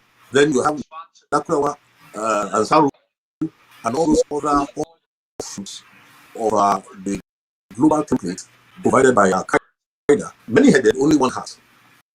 And what the idea is to take Nigeria, take West Africa, take the rest of Africa, and then use that resources to dominate the world. Okay, so it's Al-Qaeda that is trying to take over Nigeria through these different terrorist organizations. An intelligence created by Al-Qaeda between 1991 and 1996, Osama bin Laden was in Sudan, perfecting the model of how to globalize terrorism and rule the world. And he knew they would have to kill Muslims as well. So what we're dealing with is bigger than just a religious problem. It's a supremacist agenda covering its face with the Islamic religion. For people that may be watching right now, some of them will say we've been hearing about things like this for a long time. Where is the actual evidence? Like what you said in line drafted in Sudan, is there a record of it somewhere? Like who would say, where is the evidence to the things that you're saying? Okay, one of the greatest weaknesses of the African nations of the world, including Nigeria, is the inability to mathematize inquiry. That is to collect statistics and crunch it and then do what they call concatenation. That is to join all the dots and use that to come to a conclusion and predict things that when they happen, you will not be surprised. If you follow the media in Nigeria over the past 20-something years, there's nothing I have said beforehand that did not come to pass, including when the color of the terrorist, the color scheme of the terrorist is going to change in the last hours. When they're bringing in people from the Maghreb and they're bringing in other people from outside of our borders. So if you want evidence, I will give you some. Number one, let me give you something very simple. There's no place in the world that has responded to an already documented resurgence of global Islamism by claiming to arrest terrorists, and then you claim that you have radicalized them, and then you absorb them into the Nigerian army. You see, that one alone is an amazing case of stupidity. I've never heard of this kind of madness before. An armed robber comes to your house, you arrest him, instead of prosecuting him, you claim that you have changed his mind, and you now make him join your megadeths. That is, of course, one. Number two, if we call it, I can tell you from the beginning, one of the things I discovered from the year 1990 to 2000 was government complicity. And why do I say so? We have reached a signal where we're not afraid of anything anymore. In those days, we were more afraid of the enemy within than the enemy without. So today, there can be documents that I will give you, will put on the screen. When you find out that young girls are kidnapped, married off, taken away from their husbands, sometimes young girls are kidnapped, sometimes wives are kidnapped, married off Islamically, and you will see someone the governors are aware. I can give you a case where we have to curb the terrorist attack. We could tell you the modus operandi. It started with Gumi when they came back from Mecca, when from Saudi Arabia. His first assault in Kaduna was a call to violence to slaughter. The VHS came to me, but we have been setting up early warning systems, and this is what a real early warning system is to prevent something. When we got it, we translated it into English. And at that time, it was Obasanjo who was the president of Nigeria. And the first General Overseer, who is now was a manager, who assured me that what we prepared and gave to him was Obasanjo in his bedroom. But what they know was that we were still monitoring Kaduna to see whether the arms build-up towards the execution was going to stop. When we saw that it was not going to stop, in fact, a good example I'm giving you, I had to call a special strategic session with media, because media is a force expander in this new war form, this hydra-headed war form. At that time, the man they call Additional, who became Buhari's media, whatever, was at that time an editor-in-chief in one of the newspapers. They gathered together and they told them, this is the problem. They are about to kill 600 to 900 people. Additional. They are to kill 600 to 900 people in Kuna. And I said to them, we have sent all the funds to the army, to all the places. There's nobody stopping them. Unknown to them, we were monitoring. The Gumi boy went into the SS office in Ghana laughing and came out laughing. When I got that report in Lagos, we decided to call this media and say, look, how do we solve this? Now, there's a headline that we have to put up where they did as if they interviewed the head of CAN and had to interview Gumi. Immediately, we took the front pages, the full pages in the newspapers and the new media, and the news blew across the world. The queries came to the president of Nigeria. It was reported to me directly that the Gumi boy entered, then it was a small boy. He entered the SSS office. This time he didn't come out laughing. He left the country immediately. Now, this is a guy who is banned by Saudi Arabia. They didn't allow him to enter Saudi Arabia. Let me give you another proof. I was on television when I found out there was no other way of escape. When an Al-Qaeda operative was already appointed as a federal minister in Buhari's government. And do you mind naming a minister?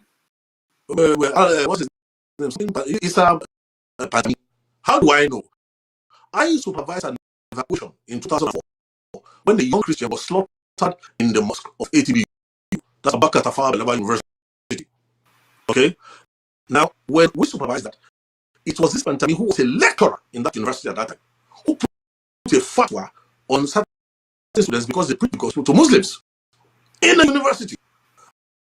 And at that time, when they killed that boy, who had evacuated the others whose name, I spoke to them recently. They are still afraid till now. The young guys brought them into Lagos. We made agreements to take them into where there's better respect for human worth.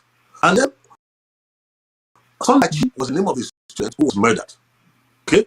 At that time, for you to know how this thing works, was a bishop who was working with the Obasanjo government, who went to arrange for the. And when I said, let us make it an issue, they at that time were cooperating because they didn't realize how dangerous this hydra is. Later, that hydra attacked that bishop, almost killed him, finished his secretary. Fortunately, he couldn't catch his wife. They maimed him, and today he's one of the forefront advocates to realize how dangerous this thing is. I could easily give you more examples. One of the head of state who was claiming that there was nothing in his hand, I was attending with him in his home. When he gave me his own version of what I said to him, sir, during your government, they were already building up more and more, inflating more and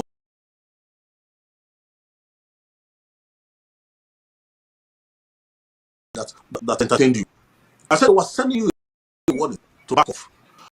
Now, some years later, he went security meeting outside Nigeria, and I think when they showed him the build-up of what is coming into Nigeria when the final films. Look, the Nigerian army in totality, everybody knows what the number is. The last time they engaged the BH on 3 war fronts, it took almost 2.5 weeks to overcome. So everybody realizes that if you think the Nigerian army can withstand a combined forces of what ISWAP has planned in the future, what is working for us right now is Nigeria is 220 million people strong. The number of all these people who want to even up to 450,000. Now, the strength of this is let me break one nonsense that is going around, and this is what we have to be careful the US government about. Anybody who looks and thinks that the Fulani is a permanent problem is a joker. The Fulani permanent problem. All the combined forces of all these people is not up to 400,000. Now, is it this educated something thousand? Yes, all these educated, all this what can I say, anachronistic human beings who are wearing clothes all over the whole place. Do you think that they're the real problem? Listen, the Fulanis have told you that they were busy using their secrets. People came and gave them AK-47s and took their children to go and train. Why don't we realize that it's the intelligence that is arranging logistics, is arranging safe passage for them. I have boys in the army. We used to pray for them. When they locate the enemy position in the Nigerian army, a sequence from Abuja that they should not attack. The decision will be delayed. After 3 hours, they tell them, now go. The Boko Haram will have left that place. So, are you saying that the Nigerian government is involved in what is happening? Even Jonathan, before he left, openly said they're in my cabinet. Known to collapse nations from within. So there's nothing new about what is going on in Nigeria. It's like the architecture for. I would rather speak to the younger generation, the digital generation, who understand programming, because it looks as if the older generation don't have what it takes, don't have the understanding to acknowledge that there's a problem here. And let us come squarely. My eyes are on the president of Nigeria. It needs to be careful. Yes. Listen to me. I have not against him personally, but I can tell you something that is very, very, very clear to anybody. Now, he is an acute consumerist politician, but he doesn't realize that there's a global problem that he's dealing with. In order to become the president of Nigeria, nobody can argue that deals that went on. And in essence, what he did was that he, more than anybody else, realized that there are factors to the Hydra. In terms of the kinetics, apart from the Fulani, the Boko Haram, the ISWAP control, and Sarah, Lakurawa, and Go, and what he did was to play against each other. So that President Tinubu had a deal with the terrorists. Excuse me, whether we like it or not, it is no longer a anywhere in the world that. So, but what the evidence? Some people will say that. Okay, let me give you talk. Let me throw you one quickly. People don't realize that the Mandela bombing in Niger State, the Catholic Church that was bombed in Niger State, the fellow who headed it actually was Lagos in Snake Island. 2 days, 3 days, and traveled to northern Nigeria to take his team to execute. What does that tell you? Now, when he got into police custody, and he miraculously escaped. When he escaped miraculously, where was he arrested? Where did he take up refuge? He took up refuge in the lodge of a serving high-placed government official from Borno State, who happens to now be who? The vice president of Nigeria. So what am I talking about? Tinubu is one heartbeat away. You see, I feel sorry for him. In a way, we protect President Tinubu's life. He may think he has the professional people, but I can tell you something. He has totally misread the side problem in which he has gone to double his hands. You said a lot of things. These are serious allegations. Please, don't even down. I'm the one talking. We are listening. Yes. We are the conversation. We worship in spirit. We just Jesus in flesh. I'm a statement. We worry about the generations to come. I'm not worried about the next election. Nothing I'm saying that cannot be substantiated, not only within Nigeria, but globally. So let nobody deceive themselves. He's so called. Look, why do you think the government is trying to deny an evident truth? And all these people who have collected pieces of silver, all these people speaking sides of the mouth, who are just shifting positions like the mendacious president that we have. Why do you think they are going on like that? Because there's a plan. If this intervention had come and the president was allowed to go through his 8 years, who would he hand over the country to? You think they are not wise enough to know that if they are able to eliminate him, into whose hands does the country go? Now, this is where the problem is. If the country goes into the hand of the Boko Haram, the Fulani will not be happy. Let me give you a good example. An open secret. When Shekau becomes the country will go into the hand of Boko Haram after Tinubu. Please, if you remember very well, just after he came in, there was some kidnapping, some bombings, and then there was an outrageous demand for one is impossible. I can't remember, was it 20 billion or something, impossible amount of money. When the demand was made, it was not really because they felt that kind of money would. It was a direct message, a coded message to the presidency. Everybody's aware now that there was complicity in terms of in terms of President Muhammad Buhari. Like I mentioned Issa Patemi. Also, don't forget about that his interesting governor who turned against Buhari in the last minute, who was persuaded to turn against Buhari, the worst governor Kaduna ever had. And I said something when Kaduna State was able to Governor host El Rufai. Yes. Look, let's not even go there. Go and look at his tweets in the last years. Go and look at his own admission on television that he left Nigeria to neighboring countries with money to go and sponsor the terrorists who had come to kill in Nigerian territory. Why did they have that kind of confidence then? Was because they knew they had entered governance. Now, as I'm speaking right now, listen, we need to reformat this country. And there's an opportunity that has come right now that if we mismanage this opportunity, let me tell you something, even God in heaven will look away when in the south part of Nigeria, in the eastern parts of Nigeria, 13-year-old girls end up being raped. Look, there was a blogger recently who was being political, and I want to tell everybody prophetically right now what is coming up for those who refuse to face truth, those who refuse to give value to the life of others. A young blogger said that there's no jealous, I'm a Christian, I don't feel threatened, long live people. She was one of those who was killed. If the account is coming is right, in Kwara State, in the church. Oh, she thought it was far away. Now, this is the fate of sadly of those Now, living. by opportunity, you're talking about Trump saying that he would interfere with what's happening in Nigeria. Well, I prefer the word intervention, and let me put it for you like any godly-minded person. The declaration of Nigeria as a country, a CPC, that designation, yeah, yes, that designation is a human designation. What we should worry about is that God in heaven himself had already declared Nigeria as a country of particular concern. Listen, according to prophecy, Nigeria is supposed to be the trigger of a global move of the Bible. Then the other side decided that Nigeria must become the epicenter of the next greatest attack against the entire world. So the death of Nigeria is what we're fighting for. Look, the corruption in Nigeria, I gave an interview when President Tinubu entered, and I did remember that it would not be an honor for anyone to serve in this decision. After the negotiation, he bought. Look, the mantra of this government is this: what problem money cannot solve will be solved by more money. Not realizing that it's a hyper-dimensional problem, a problem bigger than money. Look, let me tell you something the mistake is making. The whole Nigerian budget, when you look at it every year, all said and done, comes to how much? Maybe about $30 billion. How much does the diaspora 20 billion dollars? Yes, so sir. When you hear Nigerians, you see, when poverty has been weaponized at this age, people cannot think anymore.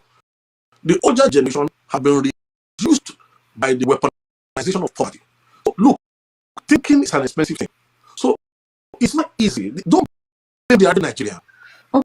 People are susceptible to money. So, Daddy, before we round up, you said a lot of things. Are these things that you can defend, like the allegations of the president, the vice president being part of, the in whose house was Kabiru Sokoto? In whose home was Kabiru Sokoto hiding before he was picked up? Please, if not for global interference in Nigerian affairs, we are really 90-something% to the day of doom. So if we like, let us miss this opportunity. All those coming from the same different sides of the mouth, they will know what it is. So exactly what you want the US to do? Very simple.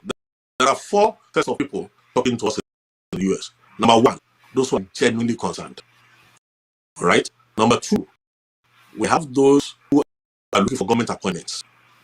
Number 3, in the US, looking for government appointments in Nigeria. Government appointments in the US. They are careerists. Trump's administration. Then there are those who know that money, US dollars, follows policy. So if not for Trump, they will not be speaking up. They are there. And then the last set of zealots, who are so zealous that they reject God's wisdom. Those ones are what we call sincere ignorance and conscientious stupidity. They are equally as dangerous. So this is what I want us to do. If Nigeria cooperates properly with the window that God has used Trump to open, there's something that I cannot talk about in detail. It's called the fight of 2 eagles. There's a bald eagle in that vision, that can rescue the green eagle. Now, if we are able to eliminate the unnecessary voices that are fouling the waters in America for us, both within those against us and those for us, and remain only the voices that are looking forward to the future of Nigeria, let me tell you what will come out of it. Number one, Nigeria will become a nation.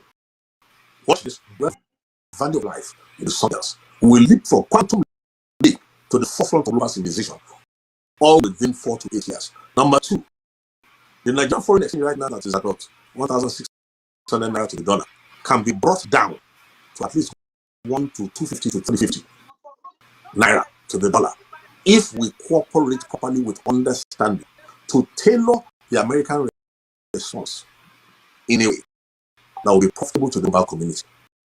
So, have you discussed any of this with the Nigerian government? Have you presented a government that is busy denying?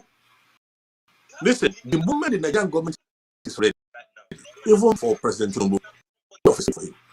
I see how it's like.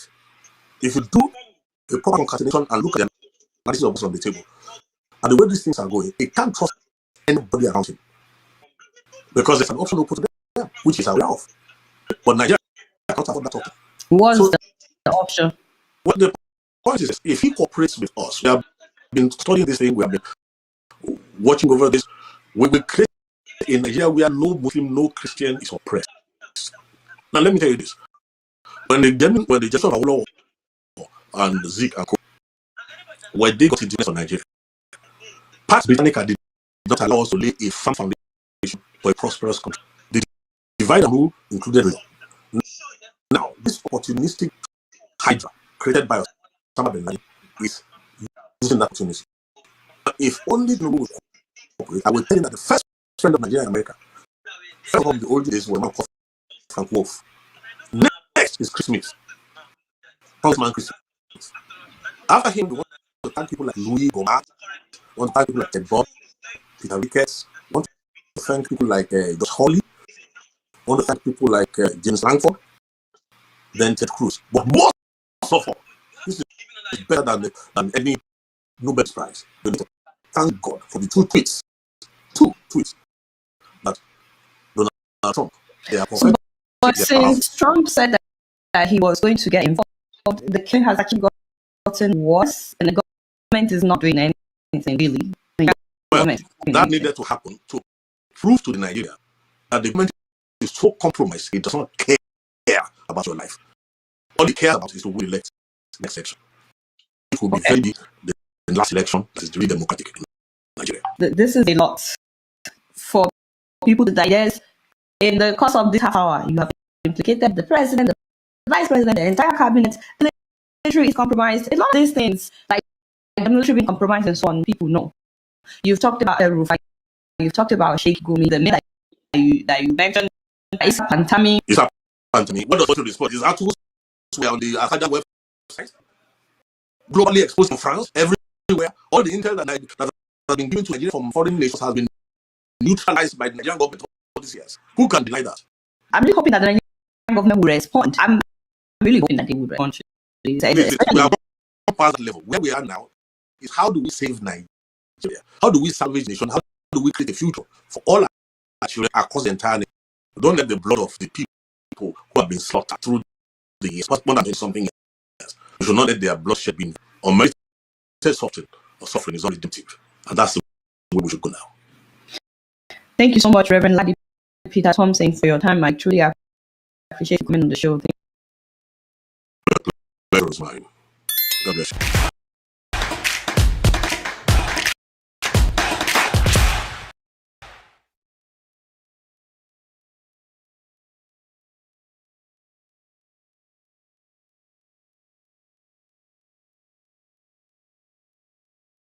Bye, one day.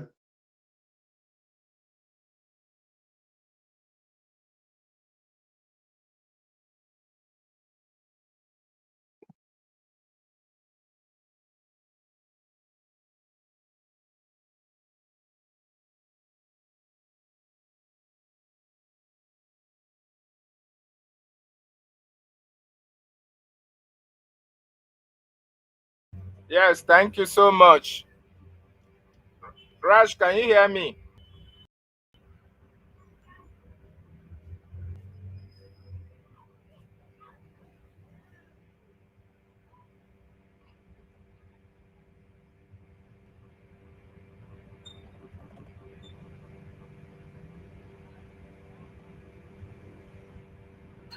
Rastaman, are you there? Oh, the network. Oh, wow. Thank you so much, BIAFRANS. Thank you for being part of this program. We have really done justice to that. You are see all the expositions of our leader, Mazi Nnamdi Kanu.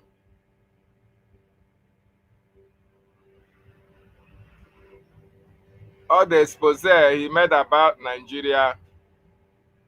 Today, even those who called him names have now realized that he has always been, that our leader have always been right. Because our leader told the Nigerian government, he told the Biafran people that the terrorists are coming, that they are coming to take over our land. A lot of people did not believe him. But today, with what is happening all over Nigeria, people now understand that Mazi Nnamdi Kanu meant well for them. Our leader meant well for them. And since after the unlawful conviction, people are now waking up. People are now realizing that if they don't fight to defend themselves, they are going to die like chickens, like animals. That if you don't rise up to defend their women and children,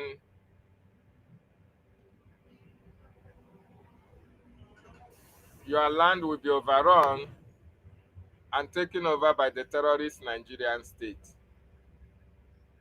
So I really appreciate every one of you who was part of this.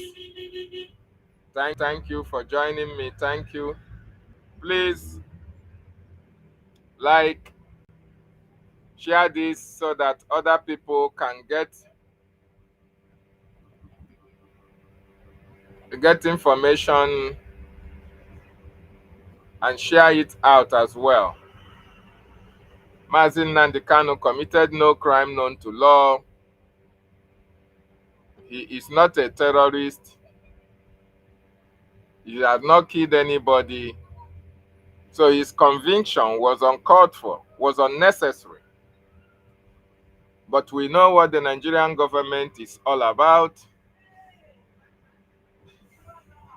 We know that they don't obey the rule of law. We know that they want to annihilate the Biafran people, the Biafran nation, but they are not going to succeed. Not today, not tomorrow, not ever. So Biafrans who are sitting on the fence, this is the time for you to come on board. This is the time for you to come and support what we are doing. Support the BRGIE government for our recognition. Support the BDF for our liberation. Very, very important. For those who are speaking out now, it is a welcome development. For those who are still sitting on the fence, well, a time will come when that fence can never be comfortable with you. Because while you are sitting on the fence, your women and children are killed and your communities are being run over. It is time for you to join the Biafran Republic government in exile and support our freedom as our acting Prime Minister, His Excellency Honorable Ogechukwu Nkere, with our lobbyists and attorneys, are doing the needful in Washington, D.C. So I salute everybody who has been part of this wonderful fight for our freedom. Our eternal leaders, I appreciate every one of them. Our leaders who are in detention, our leaders, Mazi Nnamdi Kanu, our leader, Mazi Simon Ekwanjoko, I appreciate them as well. Our acting Prime Minister, Ogechukwu Nkere, we love him. We appreciate what he's doing.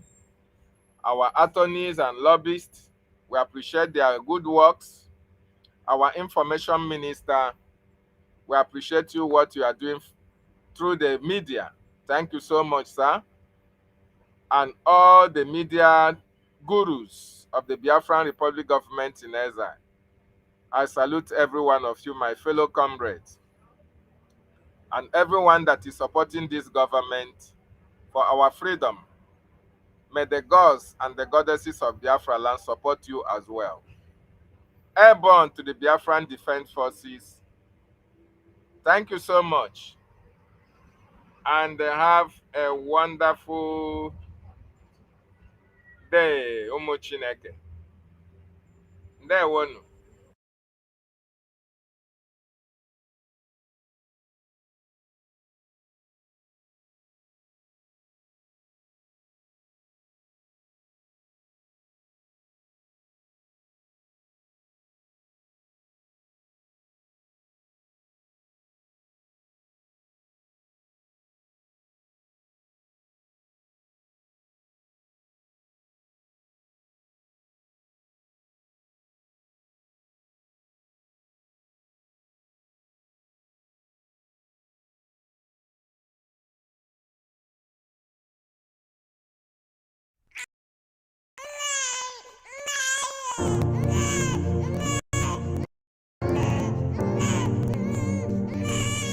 There's a grave in the ground that shouldn't be there.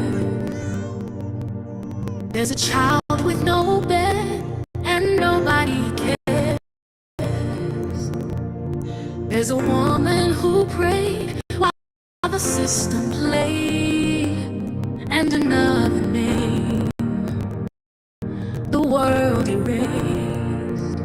But I hear the dust cry out, I feel the sky bend low, and if no one else will say it, then I will let them know. Enough, no more hiding what you've done. Enough, we remember everyone, from the camps to the cries. We carry their names. You buried the bodies, but left us the flame.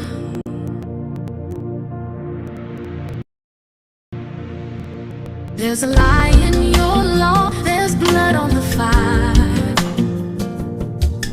and your gospel got gold while our children go wild. You preach in peace, but you sell in fear, and the ones you forgot are standing here.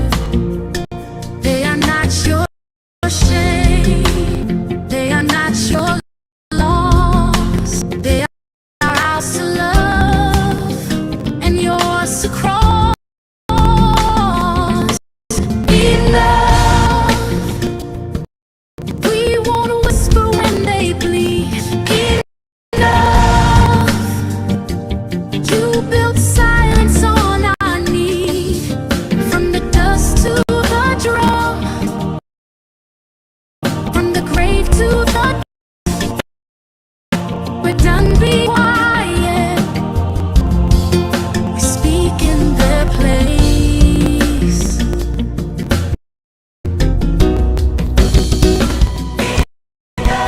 Say their name, feel their pain.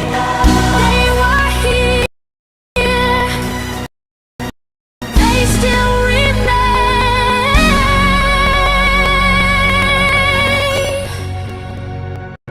Enough, no graves with no goodbyes. Enough, no more mothers left to cry. You had your chance, now we rise. This time we sing, and the world as I cry.